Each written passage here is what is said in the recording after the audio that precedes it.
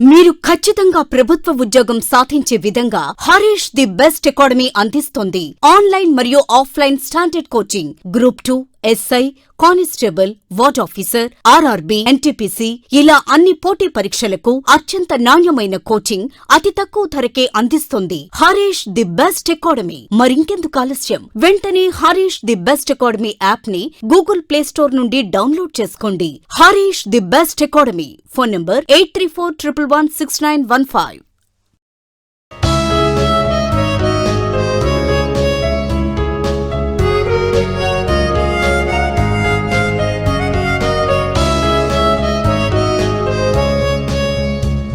Hi friends, welcome to Harish academy. ఈరోజు వార్తల్లో నిలిచిన జాతీయ, అంతర్జాతీయ, రాష్ట్రీయ అంశాల గురించి, వార్తల్లో నిలిచిన వ్యక్తులు, అవార్డులు, పుస్తకాలు, మరి క్రీడా సంబంధిత సమాచారం, ఒక్కొక్క అంశాన్ని వివరంగా తెలుసుకునే ముందు కొన్ని హెడ్లైన్ చూద్దాం. ఈరోజు FAO report, food and agriculture organisation report ఒకటి వార్తల్లో నిలిచింది. చిన్నపిల్లలకి సంబంధించి ఏ రకంగా పోషకాహార లోపం జరుగుతోంది, ప్రస్తుతం విద్యా వ్యవస్థ స్తంభించిపోవడం వారిపైన ఎలాంటి ప్రభావాన్ని చూపుతోంది, ఎంతమంది పిల్లలు ఇబ్బంది పడుతున్నారు, దానికి సంబంధించిన అంశాలు ఏంటో చూద్దాము. మరియు అర్బన్ ప్లానింగ్కి సంబంధించి ఒక ఛాలెంజ్ వార్తలు నిలిచింది, అదేంటో చూద్దాము. మరియు డెహ్రాడూన్ మున్సిపల్ కార్పొరేషన్ ప్రారంభించిన ఒక నూతన కార్యక్రమం, ప్లాస్టిక్ లావో మాస్క్ పావో అనే కార్యక్రమం. సో దీనికి సంబంధించిన అంశాలు ఏంటి, మరి రోజు నీటిపై తేలియాడే సోలార్ ఫలకాలు అంటే ఫ్లోటింగ్ సోలార్ ప్లేట్ సంబంధించి ఏ రకంగా విద్యుత్తును ఉత్పత్తి చేయొచ్చు, దీనికి సంబంధించి వార్తలు ఇచ్చిన రాష్ట్రం ఆంధ్రప్రదేశ్. ఏ ప్రాంతాల్లో దీనికి సంబంధించిన అనువైన ప్రాంతాలు ఉన్నాయి అవన్నీ కూడా చూద్దాము. మరియు దీంతో పాటు ఈరోజు airports authority of India, most important, తరచూ చూస్తున్నాం. ఈరోజు సోలార్ విద్యుత్ సంబంధిత అంశాల విషయంలో ఒక సంస్థతో కుదుర్చుకున్న ఒప్పందం ఏంటి. మరియు దీంతో పాటు రానున్న దీపావళికి సంబంధించి తరచూ ఏదో ఒక రాష్ట్రం వార్తలు ఇస్తుంది. ఈరోజు ఢిల్లీ ప్రభుత్వం దీపావళికి సంబంధించి టపాసులు అమ్మినా, టపాసులను వినియోగించినా, ఎవరైనా బాంబులు కానీ టపాసులు పేల్చినా కూడా వారిపైన ₹1,00,000 జరిమానా విధిస్తాను అని చెప్పేసి ఢిల్లీ ప్రభుత్వం. మరి దాంతోపాటు కర్ణాటక కూడా సేమ్ అదే దారిలో వెళ్తోంది. ఒడిషా, రాజస్థాన్ ఈ రాష్ట్రాల్లో టపాసులపై నిషేధం దిశగా కొన్ని చర్యలు తీసుకుంటున్నాయి ప్రభుత్వాలు, అవేంటో చూద్దాము. మరియు దాంతోపాటు ఈరోజు వార్తలు నిలిచిన ఒక క్యారెక్టర్, మోస్ట్ ఇంపార్టెంట్, చాచా చౌదరిగా చిన్నపిల్లలకు అందరికీ కూడా పరిచయమైన ఒక క్యారెక్టర్, ఒక ఐకానిక్ సూపర్ హీరో ఈరోజు నమామి గంగేకి అంబాసిడర్గా, బ్రాండ్ అంబాసిడర్గా నియమితులైన వ్యక్తుల్లో చూద్దాం. సో తన క్యారెక్టర్ ఏంటి, ఏ రకంగా ప్రసిద్ధి. మరియు ఈశాన్య రాష్ట్రాలకు సంబంధించి మొట్టమొదటి వ్యక్తి హాకీ ఇండియాకి సంబంధించి అధ్యక్షులుగా వార్తలు ఇవ్వడం జరిగింది. మరియు దీంతో పాటు బ్యాంకింగ్ సంబంధిత అంశాల్లో వాట్సాప్, ఈరోజు బ్యాంకు సంబంధిత అంశాలన్నిటి కూడా వాట్సాప్ ద్వారా వినియోగించుకోవచ్చని వార్తలు ఇచ్చింది. వీటితో పాటు అంతరిక్ష ప్రయోగాలు కానివ్వండి, మరియు మిస్లేనియస్ అంశాలన్నిటి కూడా ఒక్కొక్క టాపిక్ని ఇంటర్లింక్ చేసుకుంటూ నేర్చుకుందాం. సో ముందుగా ఈరోజు FAO, most important organisation, food and agriculture organisation, ఇటీవల కాలంలోనే దీని గురించి మనం చూసాము. 75th యానివర్సరీ అన్నాను. సో 75th యానివర్సరీ, దీని జ్ఞాపకార్థం భారత ప్రధాని నరేంద్ర మోడీ గారు ఒక కాయిన్ కూడా లాంచ్ చేశారు. ఒక ₹75 నాణ్యం విషయంలో మనం చూసాము. 75th యానివర్సరీ విషయంలో FAO వార్తలు ఇచ్చింది. సో FAO గురించి ఖచ్చితంగా చూడండి. ఏవైతే వార్తలు నిలుస్తున్నా ఐక్యరాజ్య సమితి అనుబంధ సంస్థలు ఉంటాయో వాటి గురించి ప్రత్యేక శ్రద్ధ చూపండి. ఎందుకంటే వాటి గురించి ఎగ్జామ్లో తరచూ వాటి హెడ్ క్వార్టర్ ఎక్కడ ఉంటుంది, అవి ఎలాంటి రిపోర్ట్స్ ఇస్తున్నాయి, ఆ రిపోర్ట్లో ఎలాంటి ప్రభావాన్ని చూపిస్తుంది, ఎలాంటి ప్రికాషన్స్ చేస్తున్నాయి ప్రపంచ దేశాలను, అలాంటి అంశాల గురించి ఖచ్చితంగా చూడండి. ఇటీవల వీటికి సంబంధించి తరచూ ఏదో ఒక రిపోర్ట్ వార్తలు ఇస్తున్నా, అవన్నీ కూడా మీకు చెప్తున్నాను. ముఖ్యంగా ఇటీవల కొన్ని సంస్థలు, ఇంకో వేరే సంస్థలు, ఆర్థికపరమైన సంస్థలు, వరల్డ్ బ్యాంక్ రిపోర్ట్ గురించి చూసాము, బట్ WTOకి సంబంధించి చూస్తున్నాం. మరి యునిసెఫ్ నివేదికలు కానివ్వండి, యునెస్కోకి సంబంధించిన అంశాలు కానివ్వండి, ఇలాంటి అంశాలు ఏవి వార్తలు నిలిచినా వాటి గురించి బేసిక్స్గా చూసుకోండి. So FAO, food and agriculture organisation, Rome head క్వార్టర్గా పనిచేస్తుంది. ఇటలీకి సంబంధించిన సంస్థ హెడ్ క్వార్టర్ పనిచేస్తుంది. ప్రపంచ దేశాలన్నిటికీ కూడా ఇది ఫుడ్, ఆహారము మరియు వ్యవసాయ సంబంధిత అంశాల విషయంలో కొన్ని గైడ్లైన్స్ కానీ ప్రికాషన్స్ కానీ ఇస్తుంది. ఈరోజు FAO రిలీజ్ చేసిన ఒక రిపోర్ట్, మోస్ట్ ఇంపార్టెంట్, దాని పేరేంటంటే status of food security and nutrition in the world 2019 report. Most important, ఈ రిపోర్ట్ పేరు, ఇది ఒక నివేదిక ఇచ్చింది. So status of food security, ఆహార భద్రత ఏ రకంగా ఉంది? ఈరోజు ప్రపంచ దేశంలో ముఖ్యంగా చిన్న పిల్లలకి సంబంధించి ఆహార భద్రతా సౌకర్యాలు ఏ రకంగా ప్రభుత్వాలు కల్పిస్తున్నాయి? ప్రస్తుతం ఉన్న వ్యవస్థ ముఖ్యంగా కరోనా విపత్తు కాలం ఆహార భద్రతని ఎలాంటి ప్రభావానికి గురి చేస్తుంది? ఇలాంటి అంశాలు మరియు దాంతోపాటు న్యూట్రిషన్, పోషకాహారాలకు సంబంధించి ఎలాంటి సమస్యలు ఎదుర్కొంటున్నారో అవన్నీ కూడా ఈ రిపోర్ట్లో పొందుపరచడం జరిగింది. సో మోస్ట్ ఇంపార్టెంట్, ఇందులో ప్రత్యేకంగా భారతదేశానికి కూడా కొన్ని ప్రికాషన్స్ ఇచ్చింది FAO. సో ఈ రిపోర్ట్ ప్రకారం ఏంటంటే ప్రస్తుతం మనం చూస్తున్నాం ముఖ్యంగా మార్చ్ మిడ్ వీక్ నుండి భారతదేశంలో మొత్తం కూడా లాక్డౌన్ సంబంధిత అంశాలు కొన్ని రాష్ట్రాలు, తెలంగాణ రాష్ట్రం కానివ్వండి, ఆంధ్రప్రదేశ్ కానివ్వండి, ఇవి మార్చిలో లాక్డౌన్కి వెళ్ళిపోయాయి. అండ్ కేంద్ర ప్రభుత్వం కూడా మార్చి నెలలో లాస్ట్ 4th వీక్ నుండి లాక్డౌన్ ప్రకటించాయి. దీనికంటే ముందే విద్యా వ్యవస్థ ఢిల్లీ కానివ్వండి, నార్త్ ఇండియాలో మార్చి 1st వీక్ నుండి టోటల్ స్కూల్స్ అన్ని కూడా లాక్డౌన్ ప్రకటించబడ్డాయి. స్కూల్స్ అన్ని కూడా నడవట్లేదు, విద్యా వ్యవస్థ మొత్తం స్తంభించిపోయింది. అలా విద్యా వ్యవస్థ స్తంభించిపోవడం భారతదేశంలో విద్యను ఎవరైతే పొందుతున్నారో విద్యార్థులపై తీవ్ర ప్రభావాన్ని చూపించింది. దేనికి సంబంధించి అంటే పోషకాహార లోపంతో ఈరోజు కొన్ని లక్షల మంది పిల్లలు ఇబ్బంది పడుతున్నారు. కారణం ఏంటి? లాక్డౌన్ ఇంపాక్ట్ దేనిపైన? విద్యా వ్యవస్థ పైన. మరి విద్యా వ్యవస్థ పైన లాక్డౌన్ ప్రభావాన్ని చూపిస్తే ఎందుకు పోషకాహార లోపం ప్రతి ఒక్కరి డౌట్ రావచ్చు. ఎందుకంటే ఈరోజు స్కూళ్ళన్నింటిలో కూడా గవర్నమెంట్ స్కూల్స్లో ముఖ్యంగా mid day meal scheme important. So mid day meal scheme అమలు జరగట్లేదు. స్కూళ్ళు నడిచాయనుకోండి, మధ్యాహ్న భోజనం అనేది ఆ మధ్యాహ్న భోజన పథకం ద్వారా అందరికీ కలిగిస్తాము. సో స్కూళ్ళే నడవట్లేదు. సో అలాంటి సమయంలో స్కూళ్ళు నడవనప్పుడు వీరందరూ ఇళ్లలో ఉండే అవకాశం ఉంది. అలాంటి సమయంలో వీరందరికీ ఆహారం కూడా దొరకని పరిస్థితి. అలాంటి అంశాల ఆధారంగా భారతదేశంలో దాదాపు 116 మిలియన్ల చిన్నారులు, 116 మిలియన్ యాక్యురేట్ ఫిగర్ గుర్తుంచుకోండి, 116 మిలియన్ల విద్యార్థులు, చిన్న పిల్లలు ఎవరైతే ఉంటారో స్కూళ్ళలో చదువుకునే విద్యార్థులు, వీరందరూ కూడా పోషకాహార లోపంతో ఈరోజు బాధపడుతున్నారు. సో న్యూట్రిషన్ సంబంధిత సమస్యలతో బాధపడుతున్నారు. మరియు ప్రపంచవ్యాప్తంగా 369 మిలియన్ల చిన్నారులు ఈరోజు విద్యా వ్యవస్థ స్తంభించిపోవడం ద్వారా పోషకాహార లోపానికి సంబంధించి దాని సమస్యలు ఎదుర్కొంటున్నారు. చాలా మంది అండర్ నరిష్మెంట్తో బాధపడుతున్నారు. అండ్ మీకు చెప్పాను ఇందాక 116 మిలియన్ చిన్నారులు ఎవరైతే ఉన్నారో విద్యార్థులు, విద్యాభ్యాసం చిన్నతనం 10th క్లాస్ లోపల ఆ పిల్లలందరూ కూడా 116 మిలియన్ పీపుల్ ఈరోజు భారతదేశంలో ఆహారం దొరకక, మిడ్ డే మీల్ స్కీమ్ జరగక ఇలాంటి సమస్యలతో బాధపడేసి పోషకాహార లోపంతో బాధపడుతున్నారు. అండ్ దీంతో పాటు దాదాపు భారతదేశం మొత్తం కూడా 194.4 మిలియన్ పీపుల్ విద్యా వ్యవస్థతోటే కాకుండా అందరినీ తీసుకుంటే ఈరోజు విద్యా వ్యవస్థ స్తంభించిపోవడం ద్వారా వీరు ఇబ్బంది పడుతున్నారు. కానీ విద్యా వ్యవస్థ స్తంభించిపోయినా లేకపోయినా దేశంలో మొత్తానికి తీసుకుంటే వీరు కూడా ఇందులోకి వస్తారు. మొత్తం చూసుకుంటే చిన్నారులు 196.4 మిలియన్ల చిన్నారులు పోషకాహార లోపం, అండర్ నరిష్మెంట్ సమస్యలతో బాధపడుతున్నారని ఈ రిపోర్ట్ చెప్పడం జరిగింది. అండ్ దీనికి కొన్ని పాయింట్స్ యాడ్ చేసుకోండి. FAO ఏం చెప్తుందంటే ప్రపంచ దేశాలు అందులో చూడండి 360 మిలియన్ పీపుల్ ప్రపంచవ్యాప్తంగా, అందులో ఆల్మోస్ట్ 1/3 అనుకోండి ఇండియాలోనే ఉన్నారు. అంటే పోషకాహారుల సమస్యలు అత్యధికంగా విద్యా వ్యవస్థ స్తంభించిపోవడం ద్వారా ఏ దేశంలో ఎక్కువ చూడబోతున్నామంటే ఇండియాలో. ఇటీవల మనం చూసాము global hunger index. So global hunger ప్రపంచ ఆకలి సూచి, గ్లోబల్ హంగర్ ఇండెక్స్ లో కూడా భారతదేశ స్థానం ఎలా దిగజారుతుందో చూస్తున్నాం. 94th ప్లేస్ ఉంది. 94th ప్లేస్ అవుట్ ఆఫ్ 107 దేశాలు. అంటే 107 దేశాల్లో ప్రపంచ ఆకలి సూచిలో భారతదేశం దారుణమైన పరిస్థితిలో ఉంది.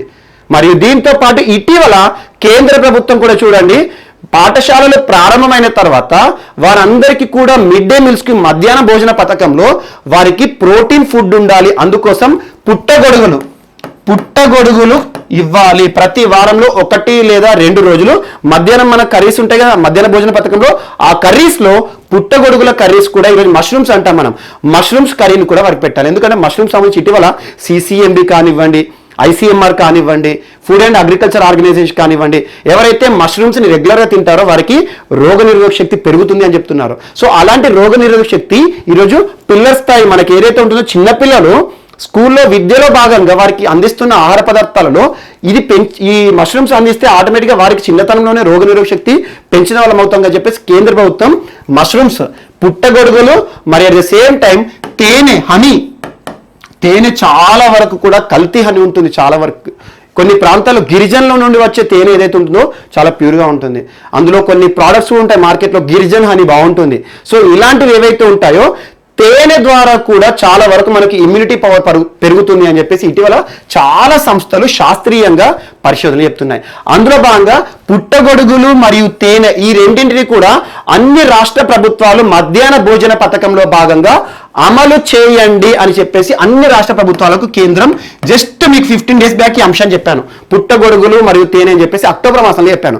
సో ఇలాంటి అంశం కూడా భారత ప్రభుత్వం తెస్తుంది. కానీ ఇవి అమలు చేయాలి అంటే స్కూల్ ప్రారంభం కావాలి. స్కూల్ ప్రారంభం అయితే మిడ్ డే మీల్ స్కీమ్ అమల్లోకి వస్తుంది. మిడ్ డే మీల్ స్కీమ్ అమల్లోకి వస్తే వీటిని మనం వారికి ఇచ్చిన వారం అవుతాము.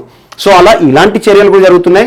గ్లోబల్ హంగర్ ఇండెక్స్ లో చూస్తున్నామో భారతదేశము ప్రపంచంలోనే దారుణమైన పరిస్థితి, ఆకలి సంబంధిత అంశాలు మనం అక్టోబర్ 17 రోజు దాని గురించి చర్చించుకున్నాం. సో అలాంటి FAO రిపోర్ట్ లో ఈరోజు పెద్దవారు ఎవరైతే ఉంటారో వారే కాకుండా చిన్నపిల్లల పైన కూడా పోషకాహార సమస్యలు, అండర్ నరిష్మెంట్ సమస్యలు, మాల్ న్యూట్రిషన్ ఇలాంటి సమస్యలతో ఇబ్బంది పడుతున్నారు. కారణం ఏంటంటే కేవలం విద్యా వ్యవస్థ స్తంభించిపోవడం. విద్యా వ్యవస్థ స్తంభించిపోవడం ఎందుకోసం?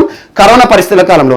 మరి ఇలా విద్యా వ్యవస్థ స్తంభించిపోవడం ద్వారా వారికి పోషక ఆహార పదార్థాలు దొరకట్లేదు, మిడ్ డే మీల్ స్కీమ్ దొరకట్లేదు. ఆటోమేటిక్గా పిల్లలందరూ కూడా పోషకాహార లోపంతో బాధపడుతున్నారని ఈ స్టాట్స్ అన్ని గుర్తుంచుకోండి. ఖచ్చితంగా ఎగ్జామ్లో అడగవచ్చు. ఎందుకంటే ఐక్యరాజ్య సమితికి సంబంధించి అనుబంధ సంస్థలు కానివ్వండి ఇలాంటివన్నీ కూడా మన రిపోర్ట్స్ ఇస్తే వాటి గురించి చూడండి. దాదాపు వీక్లో ఒక 3 to 4 రిపోర్ట్స్ మీకు ఇస్తున్నాను రెగ్యులర్గా, వాటి గురించి చూడండి. అండ్ ఇంకొక అంశం కూడా చెప్పింది, ప్రస్తుతం లాక్డౌన్, ఈ లాక్డౌన్ కారణంగా ప్రపంచవ్యాప్తంగా కేవలం ఇండియాలో కాదు ప్రపంచంలోని అన్ని దేశాల్లో కూడా లాక్డౌన్ ఉంది. ఆల్మోస్ట్ 95% కంట్రీస్లో లాక్డౌన్ విధించబడ్డాయి. ఇలాంటి లాక్డౌన్లో రవాణా వ్యవస్థ స్తంభించిపోయింది, ఆర్థిక కార్యకలాపాలు, పరిశ్రమలు ఇవన్నీ స్తంభించిపోయాయి, విద్యా వ్యవస్థ స్తంభించిపోయింది, అన్ని స్తంభించిపోయినాయి. మరి ఇలాంటి పరిస్థితుల్లో వలస కార్మికులు, పరిశ్రమలో పనిచేసే వారు ఎవరైతే ఉంటారో వారి యొక్క ఉపాధి కూడా ప్రశ్నార్థకమైందని మనం తరచూ చూస్తున్నాం. అలా వలస కార్మికులు ఉపాధి కోల్పోయిన తర్వాత స్వస్థలాలకు చేరుకున్నారు. వారికి ఈరోజు ఉపాధి ఇవ్వడమే అతిపెద్ద సమస్యగా మారింది రాష్ట్ర ప్రభుత్వాలకు భారతదేశంలో. సో అలాంటి వారి ద్వారా ఈరోజు నిరుద్యోగం పెరుగుతోంది, ఉపాధి పెరిగిపోతుంది, ఉపాధి ప్రశ్నార్థకం అయిపోతుంది. సో ఇలాంటి పరిస్థితుల్లో వీరికి ఉన్న సంతానం ఎవరైతే ఉంటారో, చిన్నపిల్లలు ఎవరైతే ఉంటారో వారే బ్రతకలేని పరిస్థితి ఉంది. అంటే ఉపాధి ప్రశ్నార్థకమై ఈరోజు చాలా మంది, కొన్ని లక్షల మంది భారతదేశంలోని పౌరులు ఈరోజు నిరుద్యోగ సమస్యలతో ఎదుర్కొంటున్నారు. అలాంటి వారికి ఉన్న సంతానం ఎవరైతే ఉంటారో వారు వారిపైన డిపెండ్, వారు సంపాదిస్తేనే వీరికి ఆకలి బాధలు తీరుతాయి. అలాంటి వారు చిన్న పిల్లలకు సంబంధించి కూడా బాల కార్మిక వ్యవస్థ కూడా పెరిగే అవకాశాలు ఉన్నాయి అని చెప్పేసి FAO ఈరోజు ఇచ్చిన రిపోర్ట్లో చెప్పింది. బాల కార్మిక వ్యవస్థ పెరుగుతుందంట. గ్లోబల్ హంగర్ ఇండెక్స్లో భారతదేశ స్థానం ఇంత ఉంది. మరి భారతదేశంలో చిన్న పిల్లలు ఎవరైతే ఉన్నారో దాదాపు 114 మిలియన్ల ప్రజలు, విద్యార్థులు మిడ్ డే మీల్ స్కీమ్ ఆగిపోవడం ద్వారా ఇబ్బందిని ఎదుర్కొంటారని చెప్పేసి ఒక రిపోర్ట్తో వార్తలకు నిలిచింది. సో ఖచ్చితంగా చూడండి. ఇందులో ఎలా అడుగుతారంటే ఇటీవల FAO ఇచ్చిన రిపోర్ట్ పేరు ఏంటి అంటారు, status of food security and nutrition in the world report 2019, అంటే 2019 నుండి ప్రామాణికంగా తీసుకున్నారు. ఎప్పటి వరకు అంటే ఏప్రిల్ వరకు మాత్రమే. ఇది గుర్తుంచుకోండి, అప్ టు ఏప్రిల్ మంత్ వరకే. సో ఏప్రిల్ తర్వాత మనకి ఎట్లాగో మేలో, ఈ మే కానివ్వండి జూన్ మిడ్ వీక్ వరకు కూడా హాలిడేసే ఉంటాయి. సో ఏప్రిల్ మంత్ వరకు తీసుకున్న స్టాట్స్ ఆధారంగా ఇదంతా కూడా. కానీ ఏప్రిల్ తర్వాత మనకి జూన్, జూలై ఈ స్కూల్ ప్రారంభమైనాక దాదాపు ఈ 5-6 మంత్స్ ఉంది కదా, ఈ టైంలో చాలా మంది, ఇంకా కొన్ని లక్షల మంది ఇంకా ఈ రిపోర్ట్లోకి రాబోతున్నారు. నెక్స్ట్ ఇయర్ చూడండి, ఈ ఆహార సమస్యలు, పోషకాహార లోపంతో బాధపడేవారు చిన్నారులు 116 కాదు, ఆల్మోస్ట్ 200 మిలియన్ చిన్నారులు కూడా పెరిగే అవకాశం ఉంది భారతదేశంలో. సో అలా ప్రపంచవ్యాప్తంగా 500 మిలియన్ కూడా పెరిగే అవకాశం ఉంది. సో ఇలాంటి రిపోర్ట్స్ వార్తలు నిలిస్తే ఖచ్చితంగా చూడండి. ఎందుకంటే ఆకలి సమస్యలు కానీ, నిరుద్యోగం కానివ్వండి, పేదరికం కానివ్వండి, ఇలాంటివి ఏవైతే ఉంటాయో అవన్నీ కూడా ఒకదానిపైన ఒకటి డిపెండ్ అయి ఉంటాయి. కానీ ప్రస్తుతం విపత్తు కాలం ఏదైతే ఉంటుందో, ఈ మహమ్మారి కరోనా కారణంగా ప్రతి వ్యవస్థ కూడా స్తంభించిపోయింది. అందులో చిన్న పిల్లల పైన కూడా ఇంపాక్ట్ అనేది ఉంటుంది. ఇది ఒకటి యాడ్ చేసుకోండి. అండ్ నెక్స్ట్ సెకండ్, ఈరోజు nurturing neighbourhood challenge, nurturing neighbourhood challenge అనే ఒక ఛాలెంజ్ వార్తలు ఇచ్చి, ఛాలెంజ్ అన్నట్టు ఇది. సో ఇటీవల మనం తరచూ చూస్తున్నాం ఛాలెంజెస్. కేంద్ర ప్రభుత్వం, ప్రధానమంత్రి గారు కూడా ఛాలెంజ్ చేశారు, మనం చూసాం. ప్రస్తుతం యాప్ల పైన బ్యాన్ అనేది, చైనా యాప్ల పైన నిషేధం విధించిన తర్వాత వాటికి అడిక్ట్ అయిన వారు అందరూ కూడా భారతదేశంలో చాలా మంది ఉన్నారు. ఈరోజు భారతదేశం ప్రపంచ దేశాలకు పెద్ద మార్కెట్, అది సర్వీసెస్ అయినా ఉత్పత్తులైనా. అలాంటివి బ్యాన్ విధించిన తర్వాత మన అవసరాలు తీర్చుకోవడానికి మనమే స్వదేశీ పరిజ్ఞానంతో యాప్లు తయారు చేసుకోండి అని చెప్పేసి భారత ప్రధాని నరేంద్ర మోడీ గారు ఆత్మ nirbhar Bharat app innovation challenge అనే ఒక యాప్ ఛాలెంజ్ వేశారు. ఆ తర్వాత మైక్రో ప్రాసెసర్ ఛాలెంజ్ అని రకరకాల ఛాలెంజ్లు చూస్తున్నాం. అండ్ స్మార్ట్ సిటీస్ సంబంధించి కూడా చాలా ఛాలెంజెస్ వస్తున్నాయి. ఇటీవల cycling challenge, cycling for cycling అని చెప్పేసి సిటీస్ ఫర్ సైకిల్ ఛాలెంజ్ అని అలా ఛాలెంజెస్ వార్తలు వస్తాయి కదా. ఈ రోజు ఇది సిటీలకు సంబంధించి ఎక్స్క్లూజివ్గా స్మార్ట్ సిటీ ఛాలెంజ్, స్మార్ట్ సిటీస్కి మాత్రమే అమలయ్యే ఒక ఛాలెంజ్. ముఖ్యంగా 100 స్మార్ట్ సిటీస్ ఏవైతే ఉంటాయో ఆ 100 స్మార్ట్ సిటీస్ ఎందులో అయితే 5 లక్షల కంటే జనాభా ఎక్కువగా ఉంటుందో ఆ సిటీస్లో మొత్తం కూడా క్లీన్లీనెస్ ఎన్విరాన్మెంట్ని ఏర్పాటు చేయాలి. పరిశుభ్ర వాతావరణానికి దిశగా ఆ సిటీ యాజమాన్యం ఉంటుంది కదా, వారందరూ కూడా ముందుకు రావాలి. యాక్చువల్లీ ఈ ఛాలెంజ్ను ఏ మంత్రిత్వ శాఖ వారు వేశారంటారు అంటే ఈ ఛాలెంజ్ ఎవరు ఇచ్చారు అంటారు. సో ఏ మంత్రిత్వ శాఖ అంటే ministry of housing and urban affairs, ministry of housing and urban affairs అంటే ఏంటి, ప్రతిసారి మనం చూస్తున్నాం. మనం పిఎం స్వనిధి విషయంలో చెప్పాను, ఇటీవల కాలంలో అర్బన్ ప్రణాళికల గురించి చెప్పినప్పుడు చెప్పాను. సో అలా ministry of housing and urban affairs ప్రస్తుతం ఎవరి ఆధ్వర్యంలో ఉంది, హర్దీప్ సింగ్ పూరి గారు. హర్దీప్ సింగ్ పూరి గారు మినిస్ట్రీ ఆఫ్ సివిల్ ఏవియేషన్ కి కూడా తనే మంత్రి. Ministry of civil aviation, civil aviation అంటే పౌర విమానయాన శాఖ మంత్రి. సో హర్దీప్ సింగ్ పూరి గారి ఆధ్వర్యంలో ఉన్న మినిస్ట్రీ ఆఫ్ హౌసింగ్ ఆధ్వర్యంలో ఈ ఛాలెంజ్ అనేది స్మార్ట్ సిటీస్ కి వేయబడింది. దేశంలో ఉన్న 100 సిటీస్ లో క్లీన్ ఎన్విరాన్మెంట్ ని క్రియేట్ చేయాలి. అలా క్లీన్ ఎన్విరాన్మెంట్ క్రియేట్ చేస్తే వారికి మంచి బహుమానాలు ఇస్తామని చెప్పేసి నర్చరింగ్ నైబర్హుడ్ ఛాలెంజ్ అని చెప్పేసి. అండ్ ఇంకోటి గుర్తుంచుకోండి, గ్రీన్ ఎకానమీ వైపు మళ్లించాలన్నారు. గ్రీన్ ఎకానమీ అంటే ఈరోజు పర్యావరణ కాలుష్యానికి కారణమవుతున్న ఉద్గారాలు కానివ్వండి, ఆ సిటీస్లో ఉండే పొల్యూషన్స్, ఎమిషన్స్, వెహికల్స్ నుండి వచ్చే emissions, carbon emissions, electric vehicle policies తీసుకురావడం కానివ్వండి, ఇలాంటి వాటిని తీసుకురావడం ద్వారా కార్బన్ ఎమిషన్స్ తగ్గించాలి, పర్యావరణ కాలుష్యానికి కారణమే వాటన్నిటి కూడా అంతమొందించాలి, మరియు క్లీన్ ఎన్విరాన్మెంట్ని, వాటర్ సౌకర్యాలను, క్లీన్ వాటర్ని ప్రొవైడ్ చేయాలని చెప్పేసి ఏ సిటీ అయితే మంచి ప్రతిభను కనబరుస్తుందో వారికి అవార్డ్స్ ప్రదానం చేస్తామని చెప్పేసి ఒక ఛాలెంజ్ వార్తలు నిలిచింది. సో ఈ రోజు అలాంటిదే ఒక సిటీ వార్తలు నిలిచింది, మోస్ట్ ఇంపార్టెంట్, ఉత్తరాఖండ్ రాష్ట్రానికి సంబంధించి. సో చూద్దాం.